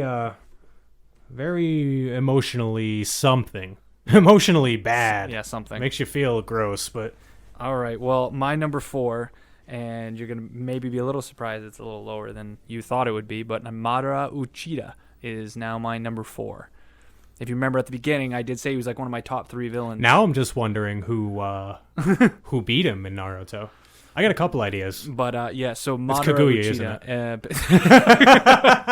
it? Boom, roasted. No, it's Baruto. Baruto, the worst. He's the worst villain of them all. Worst villain in fucking Naruto. Oh, god damn, dude. But yeah, Madara, I've said it enough. I love the guy. I love the voice actor, and that's sad, but that's like one of the, for some reason, that voice actor is talented to me the way he just protrudes. He's also someone that is fucking extremely confident and knows his capabilities, and rightly should be. I'm telling you, when you get to Shippuden, it's kind of like Dio. You're like, yo, how many powers does this boy have? Yeah. He has it for every situation, like I'm telling you, but he will keep using them. Oh, yeah. He's just be like, oh, really? And then he'll just bring out some shit, and he's just great.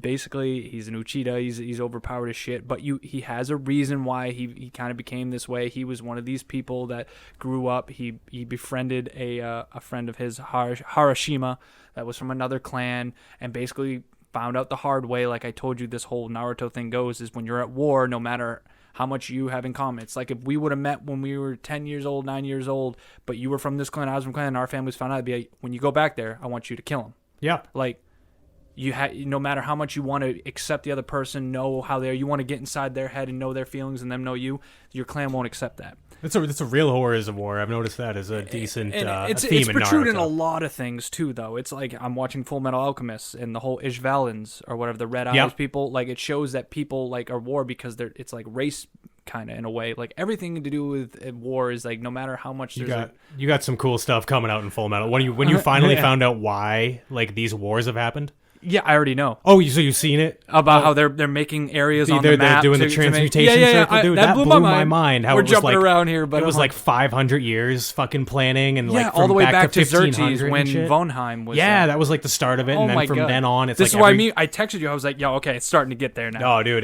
that's when I really knew that show was really good. I'm like, but world building is what gets me, and that's why it gets you to an 8, 9 out of 10 level now because you built the world and you did a good job. Okay, you got me. But if they weren't going to world build, I was going to be like, this is just another conflict. Yeah, I feel that. But like world building will take a show and like with lackluster characters and like even if the plot, like what they're actually doing isn't that cool. Yeah. If the world around them is super interesting, like you said, the less I know about the world, but the more there is to know. Yeah, the more interested I am. And you learn as you go, then I'm fine with that because I'm learning, you know? Yeah. But dude, if there's one thing that'll make me like fucking watch a show, it's crazy world building. Like I didn't really like Neon Genesis Evangelion, but the world building in that was really cool, and that's what made me keep watching. I'm like, where is this gonna go?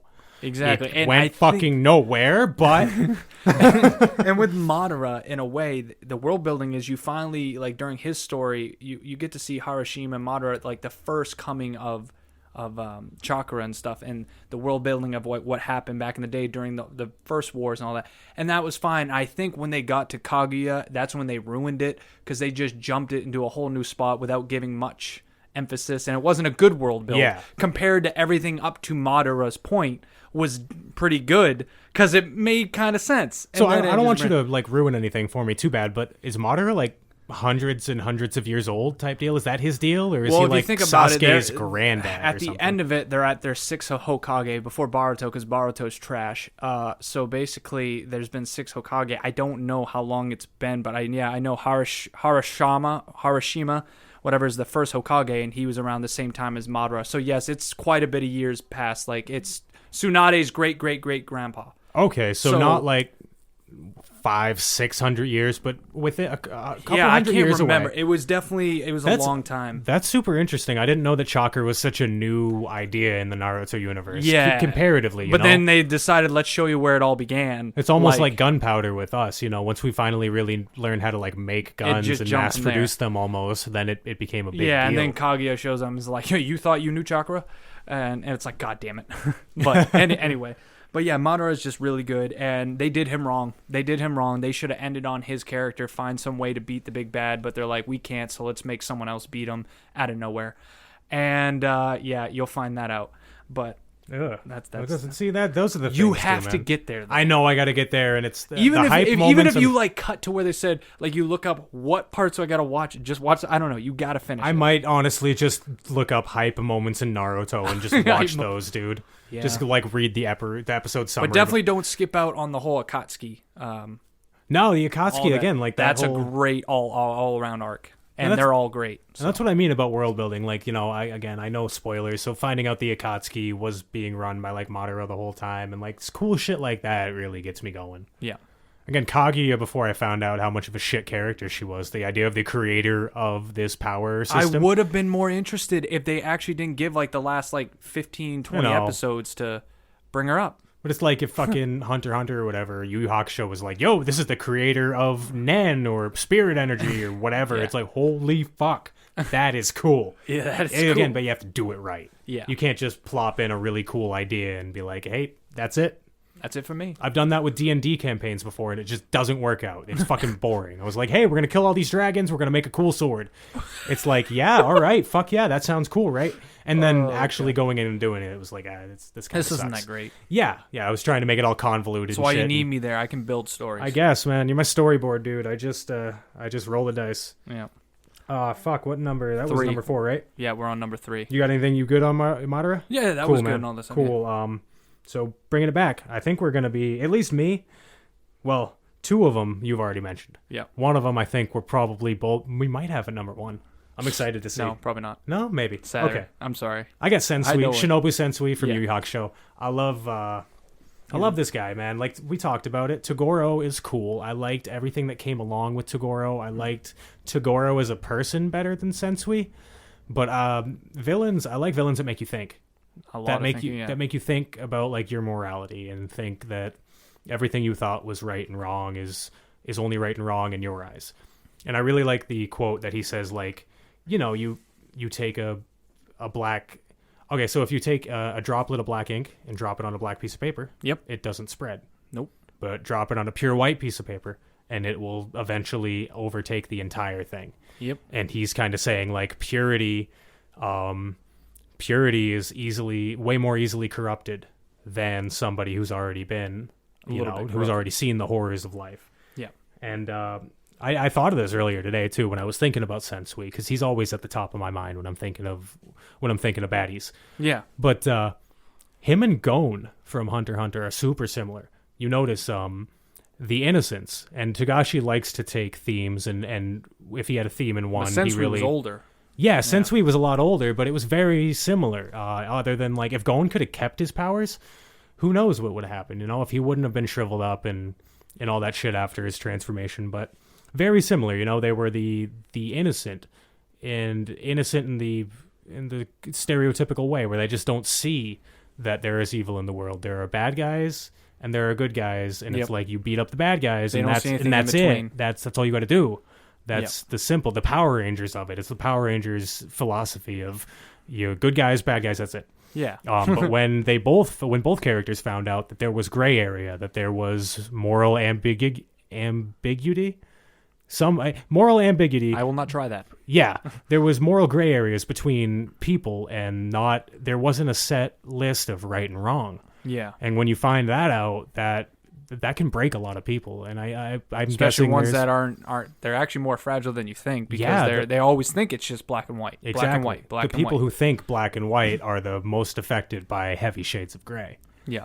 And I like to think that everybody, even people listening, you at some point, I know I have, it's just like you think this is right and this is wrong, and then you're presented with some sort of information, some argument. You're like, holy fuck, I got to rethink my entire life. Yeah, I like to always have discussions like, what would you do in these moments? Like, I like to ask you. That's why I play these games I told you about where you're put in multiple scenarios and what you choose dictates the scenario, because you do it and then all of a sudden it goes bad shit and you're like, shit, I shouldn't have done that. Yeah. It's a way to show you what your actions have consequences. Yeah, I feel that. You know? I don't like that in video games because I'm a kind of guy who likes to go smooth. I like to have my video game go pretty smooth. You're a gone over here. If I'm gonna challenge, if I want to challenge in a game, I want to know the challenge is coming up. Yeah. I don't want to have it just be like, fuck. From God all your damn past decisions, this is what happened. Yeah, well, exactly. Shit. I don't want to say like one wrong word and then have to continue an entire storyline of like, man, I feel like a fucking asshole now, dude. It's like with Skyrim. I liked it because you could be like, hey, give me that. No. And then it would give you the option to go, may I please have that? Yeah. And then you could press that and the guy would be like, oh, okay. So you could just pick all the dialogue things and eventually you'd get to where you needed to go most of the time. Every now and then the guy would be like, oh, you want to fight, do you? But yeah, so you like kicking chickens, do you? So you like kicking butts, do you? But yeah, I like the whole idea of the pure ass character, that the hero, the quintessential good guy becoming bad rather than the opposite.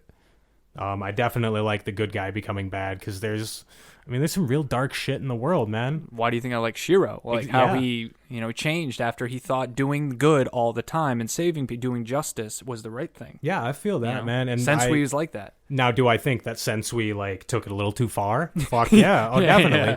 But like you said too, especially with his multiple personalities, that puts a lot of a lot of people deal with trauma in different ways, and some people, unfortunately, their brain just cannot deal with that, so they have to split apart. And it really goes to show you how much trauma that he went through when he realized that humans were torturing demons rather than the other way around. So it really shines a light on how fucked up. And that was the big turning point, was that torturing scene, where he saw that the very people he's trying to save are now torturing people that he thought were bad. And then he disappeared for years and then came back to, again, he went a little too far. But with all those different personalities having different voices in your head, and I just think it's super interesting, man. I can't begin to contemplate how someone can think with all that stuff going on. But, seeing it in anime, seeing it in media and stuff is pretty cool, little window into... I don't know how legit Tagashi got, how realistic the split personality thing was, but I thought it was a super cool twist. I didn't see it coming. Not at all. No, I didn't either, but now I'd watch it again. I'd probably see how it changes for me. I'd be like, oh, this was really well done. And again, you want to talk about overpowered-ass villains. Sensui, nobody was beating Sensui. And then a little something happened. Yusuke gets up and, kind of fucks him in the mouth. But, yeah, dude, he's fucking cool. All right. Well, I like it. So my number 3, and you've touched on it early. Oh, boy. Here we go. Hisoka. Like you said, you think he is a neutral character, which a lot of the stuff you gave out makes sense to me why he's neutral. He technically didn't do anything wrong, but the way I see him as a villain is because pretty much at that aspect, if anyone does get in his way, even the slightest, he will kill them. And in my anti-heroes don't technically just kill people because they're in the way. Yep. And I'm meaning in the way, you're almost in their path, walking. Yeah, no, I hear you. I'm pretty sure someone bumps him and he fucks up the guy's arm. You even joked about it, but really, why'd you have to do that, right? Yeah, no, that was definitely him flexing on him a little bit. Yeah, flexing. He's just a villain, and like I say, he'll fight people. He just wants people to get stronger. That's why he lets them live, because he wants to kill them eventually when they become good enough to fight him. He killed the guy in the Heaven's Arena tournament. Yeah, he's like, all right, you're not getting any better. He's like, I'm going to end this, and he killed the guy. I think I heard the term power sexual the other day. Power sexual or something. It's strength sexual or power sexual, where he's just attracted to strength. Yeah, he wants to fight stronger men. Yeah, I totally get it, and I see him as a villain, but then he does help out people like Gon and all that one on Greed Island. Oh, he definitely plays the protagonist role a couple times. But it's only when it meets his desires or what he needs and all that stuff. It's not like he's doing it because I want to help out Gon today. Yeah, he's doing it for the fun of it most of the time. Exactly. Or he's staying in the spider troop because he wants to fight Crollo. He wants to fight Crollo. He's helping Kurapika, so hopefully that the rest of the spider troop can get killed so he can fight him one-on-one type stuff, So everything's got a plan, and he's just a villain that's very smart, but also not a villain where he's like, yeah, I'm gonna go kill people. He doesn't just go around killing people. I know, but it's a villain with a plan. kind of like I mean I'm Joker's worse, I know, but it's like the Joker character from DC. Everything has to go with the plan. We can get on to how much I fucking hate the Joker. I know you hate the Joker. I'm just saying. It's an excuse for a fucking pissy fedora to be a pissy fedora. But no, Hisoka, I love him, and he got on top of the list, and it's horrible to say, but because he has his own theme intro music. Oh, the theme music makes that music it, still gets me to this music's day. a really big thing for me, I've realized. Intense and he's one of the only music. villains that actually gets his own theme music. Yeah, Just saying. There are a couple shows that do that. I can't think of any. I think like Cowboy. I've never seen it, but like Cowboy Bebop. I think each character has like their own instrument that is assigned to them. So when like Spike or whatever will come on screen, his instrument will start playing, and then it'll be like a bass line, and then like another character will come on screen and they'll have like a flute or whatever on top of the bass line. I am so excited. I might be wrong on that. That the fact that it's Cowboy Bebop. But I know Cowboy Bebop messes around with a bunch Samurai of Champloo different... is about a guy that is a fighting styles dancing, so I'm expecting music to be involved. It's the same. I don't know if it's the same like original creator or whatever, but the similar guys worked on those. And that's what that interests me right there so much. One has samurais in it, and two, like the music involved and breakdancing while fighting. Like it's gonna be pretty badass. So yeah, I've noticed music that's why I like the Fate Unlimited Blade Works had really good music. Yeah, that was good too. Naruto, all of the theme songs. That little like and then in the and then when they start banging the drums and all that stuff with the hype moments for Naruto. Dun, dun. Oh yeah, yeah. I'm telling you, it's just great. So I do like music, and Hisoka is on the high-esque level of one of my favorite villains. He would have topped out my list, man, if I would have put him on the villains list. Yeah. Now, I probably should have put him on the side character list then. I'll give him an honorable mention. I guess I just don't want to talk about Hisoka, and I don't know. I love the fucking dude, right. But subconsciously I'm just like, don't put him on a list, man. Don't you dare put him on a fucking list. Yeah. I don't know. So who's your number 3? I already went to my number 3. You're number 2. Yeah, I'm first. You're right. I am number 1 here. My number 2 is someone you've already brought up, Kirei Kotomine. Okay. From there it is. Fate Zero specifically. Fate Unlimited Blade Works, he was fine, he was whatever, but Fate Zero, he was like, holy fuck, man. And him and Kiritsugu being like polar opposites while being almost the exact same person. Number 1 rivalry almost. Yeah, it was a great rivalry, and the fact that they didn't see each other once, I don't believe, until the ending fight. Yep. And there weren't any words spoken. All they knew is by word of mouth. Yeah. And then he's like, it's like you could, and I think it's the director, Gen Urdabuchi, he also did Madoka. So if you're looking for something with the same feel, he did Madoka and he did Psycho-Pass too. So the Psycho-Pass I already like, so I can see why. Yeah, but they both have a very similar. There's a lot of dialogue going on. There's a lot of talking about things rather than doing things, but it's in a good way. Yep. You know, like they're going to be in a whole episode full of dialogue, like the beginning of Fate Zero, where everybody's just talking and there's no actual fighting. And you thought I was going to hate it at first, but it was good. Yeah, I thought really so good. Because at the first I was like, all right, this is a lot of talking, but... Well, certain dialogue just kind of fucks me, you know? Like, we watched The Hateful Eight a while ago, and that movie was all dialogue, and I fucking fell asleep. I thought it was the most boring fucking... I cannot tell you what it was about. I think Samuel L. Jackson was there. There were guys with guns and cowboy hats, and there was shooting at the I think end. there was one female in there that they were all fighting over. I don't remember. Anyway... The fact that, like, this Gen guy can get me into straight dialogue for, like, an hour straight. Yeah. It's like, holy fuck, man. But the way he set up just everything, like you said, the world building, but it was just in this, like, little vacuum of a world. It was just this Holy Grail war, and Kiritsugu on one side and Kirei on the other. And you knew that they were going to come together at the end. And they knew everything about each other. And they both weren't 100% good people. No. Especially not Kiritsugu either. But it's kind of the flip, you know? Like, Kiritsugu started off as the murderer, the assassin for hire type deal. And he started wanting to reform the world rather than Kirei started off as the church like man. I said, I thought he was the good guy. Yeah, you think he's like the good guy, the church man. He kills people, but it's only like out of control mages. And then he goes and he switches. I love duality of characters where you can see characters almost pass each other on the highway and go in completely different directions type deal. You know what I'm saying? Yeah, no, I know. I love that about it. And Kirei, dude, like I said, just the whole time you're fucking seeing Kirei break down what Kiritsugu's doing, and you're seeing Kiritsugu break down what Kirei's doing. And Kirei's descent into madness, too. Like, I liked that. I liked the fact that Gilgamesh was his catalyst to, you know... You knew in a way, like, they're destined to be together. Yeah, and you want to talk about, like, crazy-ass fucking, like, Shogo Makishima type shit, where it's like, you wonder how serial killers and, like, psychopaths, how their brain functions...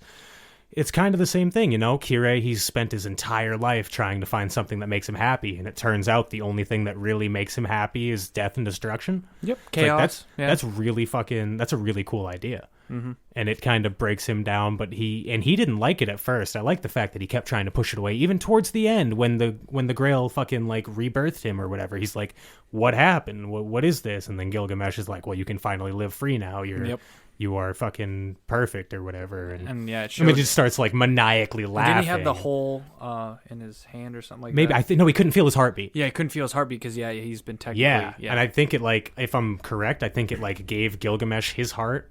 Yeah. Or something. It, like, that's gave, still a little... because Gilgamesh ended up being, like, human. I'm not a whole... That's my one problem with the Fate series. At least the two that I've watched, and that's the reason Fate Zero didn't get a 10 out of 10, was the ending. Yeah, it was a little convoluted for me. I'm sure someone with a master's degree could sit down and break it down for me, but... Too much. Yeah, a little too much for me. But dude, Kirei, dude, he's fucking, like you said, he's a badass fighter. Like, watching him with them fucking blades, fucking awesome, Oh my god, dude. yeah. Just, yeah. Yeah.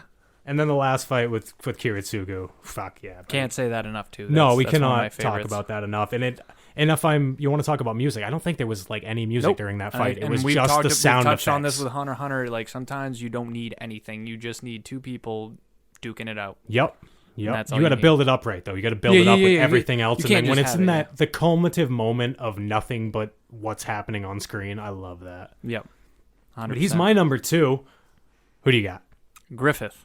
Okay, So yeah, that's I right. told you, he made it pretty high for me, and it's sad because, I mean, you broke it down enough for me, like, what's not to be said about it? I mean, the guy, you could say it's not all his fault, but I don't really give a flying fuck. I'm a very loyal person myself. I would do anything for my friends. I would do anything for my lover. I would do anything for my dog. You know, I'd do anything for your dog. I fucking love your dog. Maggie Magoo. But basically... It's just, I'm a person that, you know, I understand that, like my family too. Like, some people think, you know, you're doing well for yourself. You know, I wouldn't be here without my family, wouldn't be there without my friends. Like, people pick me up when I'm down. Without people, you can't do everything by yourself. And then this man literally is carried, essentially, taken care of. You know, these are the people that have been with him since day one. And because he's a little bitch boy, he gets all sobby, yep. And he just like, I want them all dead, kills them off, rapes the fucking girl that cared about him for the longest time. That's something I didn't bring up. He pushed her away the whole pushed her away, and then as soon as he found out she liked Guts, he's like... And basically, yeah, so once Griffith finds out that Guts is new, like, you know, she likes Guts and all that stuff, the lover and all that stuff, instead of Griffith, he gets all, like, jealous. Which is absolutely fucked, because all Casca wanted was Griffith for exactly, her but entire they kept life. pushing her away, and now finally, since Guts has her, is like, you know what? I want her now because you want her. And stared Guts down the whole fucking time, made us all feel really uncomfortable and that's what about I hated everything. about it. And that's what just sealed it in when he was staring Guts down the whole time. He's basically essentially raping her. His friends are dying all around him. I mean, it was just all fucked to begin with, and like... It just topped it. He is the top of my list for hated fucking villain. I don't blame you, dude. He probably would have been higher up on my list if I would have really taken the time to think about it. Exactly. He's a fucking scum. In 2016, like you said, it was so badly done, and I don't want to watch it, so I just asked you, hey, let me know if Guts finally fights him. You know, that's all I cared about, and then they never got to it. Full disclosure, when I watched it, I expected a front-to-back anime. I expected a finished product. I had no idea about the lore of Berserk and everything about the hiatuses and the fact that it's still not done for fucking 30 years. It's still not finished. And it bothered you, yeah. It definitely bothered me, and that's when I went down fucking spoiler hole and started looking shit up. And the whole, you want to talk about world building, dude. World building in Berserk is amazing. Like, I need to read that They just need to do manga. it well, and they didn't do it well in this one. Yeah. I know. I unfortunately, now that we're talking about Berserk, and it's like, yeah, I think I'm gonna go buy that manga. I'm gonna go start buying volumes. Our state is getting shut down. You're not the buying day it. after we record this, so It's gone pretty bad. Yeah, so. I doubt I'm heading anywhere to get a fucking manga. I mean, I started reading it online, but Yeah. it's just not the same reading it on Especially your phone. scrolling, having your neck looking down. I like having I like owning physical things. I like owning because like I went out and bought the big collector's edition like hardcover Berserk Volume 1. Yeah. I didn't realize that it only literally had Volume 1 in it, but holy fuck, yeah, I do want to eventually own all of Berserk in the hardcover. They're giant books. It's fucking... And eventually we'll put the picture up on our site. Yeah, eventually I'll have a whole fucking bookcase of it, I'd hope. But I do need to read that. I haven't, but if you are looking for a good manga to read that's real fucking heavy, some heavy fucking subject matter and shit, yeah, Berserk's the way to go, man. I've heard nothing but praise about the manga. So that's my number 2. So I thought he was your number 1. Number 2. Oh, No, that's right. I'm going first. You're going first. You already forgot. If you ain't first, you're last. Shit. Okay. Wow. This is it. This is the top of the mountain. Culmination of all of them. This I is know who it is too. You do know who it is. This is the first guy I thought of, the first villain I thought of, the first one I wrote down, and he deserves this number 1 spot. I got number 1 at Meruem from Hunter x Hunter. You give me that smirk. You knew, but like, show me a better villain. I mean, he's top tier villain as far as I'm concerned. He has everything you could possibly want. For me, especially, he's super overpowered to start off with. Like, he's miles, leagues, fucking beyond anybody. Even Netero, who everybody says is the strongest motherfucker, he's looking at it like, he asked Colt or whatever. He's like, "Am I even close to as strong as the king?" He's like, "No, not even close." And then that was before he trained, though. Yeah, but Netero got all super hyped about it, man. He was like, "Oh, really? Yeah. Oh, finally!" He's happy. Yeah. And I loved it, dude. I loved seeing the king start off as this perfect being, this I am better than you. He didn't grow to become this. Yeah, he didn't become this god complexed thing. He was already he was born with this god complex. Yeah, and I'm sure you've noticed that I don't like the god complex people. So watching someone start out with a god complex and then devolve into something very, very human, that was really cool. And I like watching villains who have some humanness to them. I like watching a guy who I think is just disgusting, who just makes me want to puke, like Shao Poof. He's fucking awful. But Meruem is the opposite side of that coin. He's a villain that I can look at and go, okay, I see where you're coming from. Yeah. I can relate a lot to you. And at the end with him and Komugi, I don't want to spoil anything because, like you said, we got some people who are hoping we'll watch this, but the end of Meruem is very fucking emotional in a way that you never thought it could be. Right. Yeah. So there's that. He's my number 1. He's like the Chimera Ants. He is the perfect villain as far as I'm concerned. No one's gonna top him for a while. It seems like he's always gonna be your number 1. I mean, he's my homie, man. I thought the character design was kind of weird at first, but I also thought it was different enough, quirky enough to where I was like, all right, that's cool. He does look weird if you really think about it. He's got a weird hat. Yeah, he's got like the tourist hat is how I always put it. He's like tourist hat Cell. Yeah. But yeah, dude, no, I can't. Meruem's dope. He's very fucking cool. Number 1. Yeah, Meruem, definitely deserving of the number 1 spot. Could talk about him longer, but I'm not gonna. Who's your number 1, buddy? Yeah, we know why. But fucking technical difficulties make me want to rip my fucking hair out. Oh my god. Well, my number 1, and you were wondering, and you're gonna be like, "Wow, this came out of nowhere," but it is gonna be Pain from Naruto. I knew Pain was gonna be on this list. I had no idea he was gonna be number 1. His name is actually Nagato, as you find out more on. But we got to give yourself a cool, edgy nickname. If you're gonna yeah, come on. I'm not gonna lie to you, Pain. When I first was like talking about my favorite villains and stuff like that, and I was riding the Madara train because he is overpowered as shit. And you had just gotten off the Madara train. Yeah, and I was just getting off, and I like Madara, so, and it's the voice actor and everything. I was just, I loving it. But when I really sat back and we were talking about villains, and I thought about this, I realized that Pain was one of the few. I'm not gonna lie, and it sounds corny, but I was watching him, and he made me feel things to want to change personally. Nice. Basically, he made Naruto realize what we always talk about. There are 2 sides to every story. There is someone that, you know, you can't, you get mad at someone, you see him from the outside, you're like, man, I hate everything you've done, but you never saw what happened to that person to make him like that and all that. And he maybe was just like you 5 years ago, but he had so many things go on in his life that caused him to go down this path. You know, Black Clover actually has a lot of that going on in the current arc that they're talking about. It's a lot of like you can never forgive us, we can never forgive you, this is never gonna, the fighting's never gonna stop. That is gonna be reined in your brain in Naruto a lot. Yeah, I'm familiar with pain, and I know like pain, he's trying to stop the world from feeling pain by causing a shit ton of pain or something like that. I'm sure it's more convoluted, but I got the skeleton of it. Yes, essentially he's working with Madara and all that, because he believes in the vision of Madara says that I'm going to make everyone pretty much be one single person. Like everyone's going to be at peace, living their own best world. Like I'm going to make a world where everyone has what they want most. No more conflict, no more war, no more like it. And to Pain, it sounds like the utmost dream, because he's had a very horrible kind of upbringing. Like basically since he was a young age, he went through the war. He was an orphan, war orphan. Oh, yeah. And essentially a lot of, I don't want to spoil it, but a lot of shit happened to him. And basically he makes Naruto, like, he did so many things like Naruto. He starts killing people in front of him. He starts just leveling shit. He's just doing it. And the whole time, Naruto can't do anything about it because he's getting his ass beat.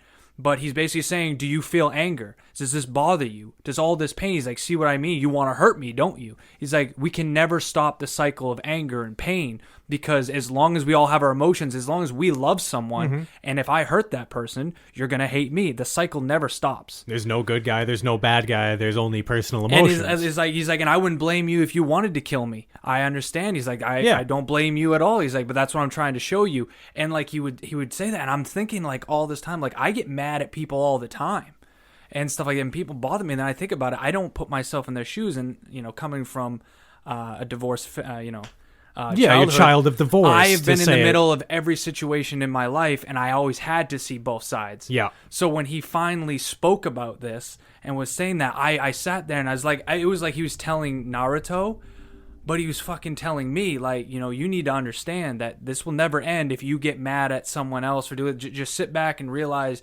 understand them a little bit. You don't have to accept what they say, but you need to stand back and realize that we're all going through the same shit. We're going back to an eye for an eye makes the whole world blind. Some Gandhi shit going on there, Before, he doesn't really, I don't know if he's watching anymore, but another friend of ours, Timmy, was the one that told me, I really like Pain, and you're going to love Pain. And I really thought, and now I sit here, I'm like, why did I put Madara on top? I mean, he's more OG and awesome, but Pain hit me. Sure. And there's more things that you find out about his past and more he's connected with Naruto, and you'll like him a lot. And he's basically the leader of the Akatsuki. Yeah, I do remember watching one Facebook clip of that. And the part of that amazing. fight. Yeah, I watched part of that fight, and I was the part where Naruto was like, "You think I've never felt pain? You think I've never experienced hardship and pain?" And he starts like throwing shit, like beating the shit out of Pain, and you like smacking him around. I don't want to give it away, but let's just say it. he puts a hand on the woman. Oh, and you see Naruto give the eyes that you're giving me right now, and he's like, "Now you feel pain," and Naruto snaps, like gone, snaps. Yeah. And then the whole time Pain's not even like, he's just like, see, this is Pain, and he's just loving it, showing him like, see what this is, you think you knew Pain. And I'm getting goosebumps. Like, it was great. It was greatly done and well done. Number one right now. It's those moments that make me want to watch Naruto, and then there are plenty of other moments, the filler moments. Like, I hate having to look at the filler list to make sure I don't watch an episode that's by fucking the end useless. I did too, but after I finished the journey, I'm not gonna lie, I enjoyed it. No, I mean, if you can push through it, man, like I'm sure it's worth it. It's just it's kind of like you. I don't want to watch like the super super long ones, but I'm also not trying to just do like 12:26. Anywhere, because if you go through that, like when we did Hunter x Hunter, like, whew, that was a journey. It was great. And Hunter x Hunter wasn't nothing, dude. If Naruto was just what Hunter x Hunter was, I would have finished Naruto already, because I would have been already halfway done, and I would have looked at it and said, okay, let's get it done. I can do this. I can finish this. Yeah. Especially after watching you spend like a year straight on fucking Naruto, man. It's like, I just... What also didn't help was that I was in it, but like we weren't doing the podcast yet. We weren't pushing through. No, now we have a little bit more incentives. of an obligation to watch anime. anime. And I feel it now. I'm feeling the connectivity with everybody. I'm listening to podcast, everything. It's just so... it's just helping, and I think you'll get there eventually. It just takes a while. Oh, I'm sure I will. But, right now I'm taking my little shonen break. I watched, I'm trying to watch a couple slice of life, maybe some shoujo. I don't know. Danny from Anime Summit, she threw me some recommendations, so I'm going to check some of those out. Yeah, I saw a lot of them, yeah. Kids on the Slope or something like that. It looks like another music one, so I'm going to check that one out after I'm done Your Lie in April. No, I got you. Only got a couple episodes of that left, but again, it's not super battle shonen, so I'm finding like I'll watch 2 or 3 episodes and then I'm like, well, that was really good. I'm going to take a break and play some video games. But it's really good. It's just not like this visual spectacle that I can fucking stare at my laptop. Yeah, it's not. But I gotta break myself of it.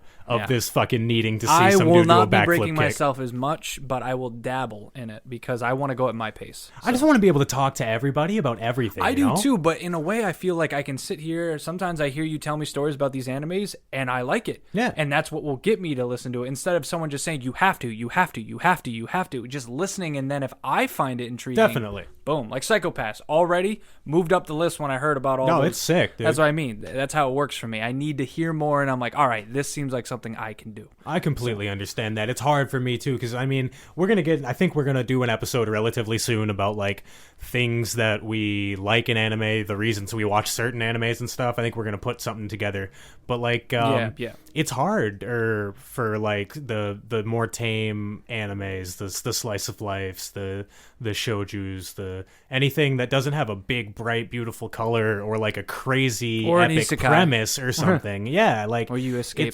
It's hard to find like something that really jumps out at me when I'm just scrolling through Crunchyroll or something. So fucking recommendations are helpful, and like JD said, if you can give us a little like 10-minute spiel about why we as shonen buffs just would don't really give us this. You'll like it because it's good. Yeah. I hear that all the time. Give us some specifics, and especially if you know something that like every guy who likes shonen will actually enjoy this shoujo, whatever it is, Yeah. Those are the things that we'd be interested in, but it's not like, I don't know. We're just not looking for stuff that's nowhere near what we've. We're going to try, though. That's why you this is an especially. adventure. I'm forcing myself to branch out because I know there are other genres out there that I will enjoy. Yeah. But, I'm sure as any listener could tell, we're pretty fucking shonen right now, dude. Yeah. And I'm willing to, branch out. I'm not ever saying I'm not gonna. I just got to take some time. Definitely. You've still got quite a few really, really good shonen-style shows to watch, too. Exactly. I've watched 10, 15 more than you, so I busted out. At least the ones I've heard are really, really good. So, Anyway. But we completed the list. Yeah. It took a little bit longer than we thought. We got into some great moments.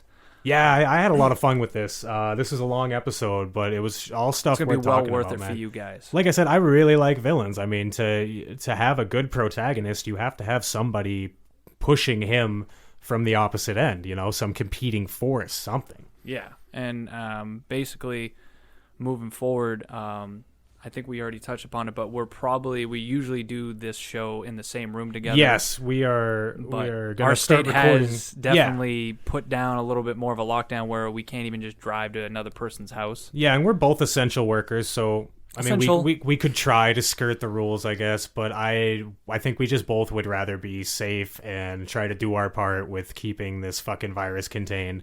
So, we got on order. JD's got a laptop on order. It's gonna take a bit. Hopefully it'll be here within the next week. Max or 2 weeks. Max 2 weeks. At the single, it'll be 1 week, so maybe we'll be able to record. Yes, if anything holds us up, we will let you guys know. Find us on Twitter, find us on Discord, find us on Facebook. I put up the link tree, so everything should be there for you guys. We'll put up the link tree everywhere. Twitter is at Anime Brothers PC for podcast. Yes, for podcast, yep. Yeah, find us around, man. We'll have some updates for you. Hopefully, by the next time you hear us after this episode, it will be JD at his house, me at my house, recording remotely, and we'll have the episode out on Mondays like normal. Yeah. We'll try to sound just as good and as awesome as it's gonna be a new experience for us. So I hope you can y'all can bear with us and whatnot. And worst case scenario, I'm thinking maybe we drop the episode on Tuesday or Wednesday instead of Monday. Yeah, it'll still be Mondays from then on. Once we get back, into Mondays our normal is going to be our normal day. But whatever it is, we'll keep you guys updated. as always, thank you so much for listening. We really appreciate you. Yeah, we don't know a whole lot of listeners, so please reach out to us. Leave us a review. Hit us up on Discord, Twitter, like I said.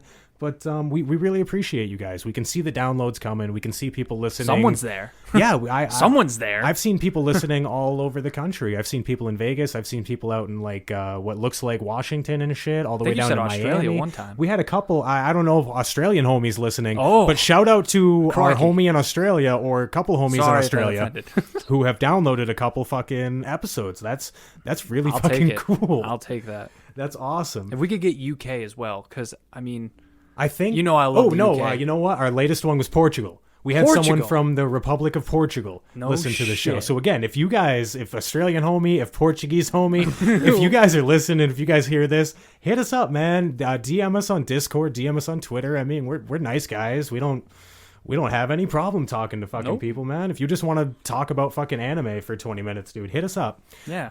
Most importantly, though, if you don't want to contact us directly and you would much rather just leave something for us to see, leave us a review. Apple Podcast and Stitcher. I'm pretty sure you can leave reviews on them. Apple for sure, yeah. Apple for sure. I don't know any other places you can read reviews. I don't think Spotify has one. I don't think Spotify has one yet, but anywhere you can find it, leave us a review, Just let us know what you like, what you don't like. We are looking to not only do this to make ourselves happy, but, I mean, if we got listeners, we want to try to, for the most part, we'll get into conversations about what you'd like to hear as well. Absolutely. And if you've got some serious recommendations or whatever, like I said, I'm looking for some new stuff to watch, so shoot them our way, and we'll let you know what we think.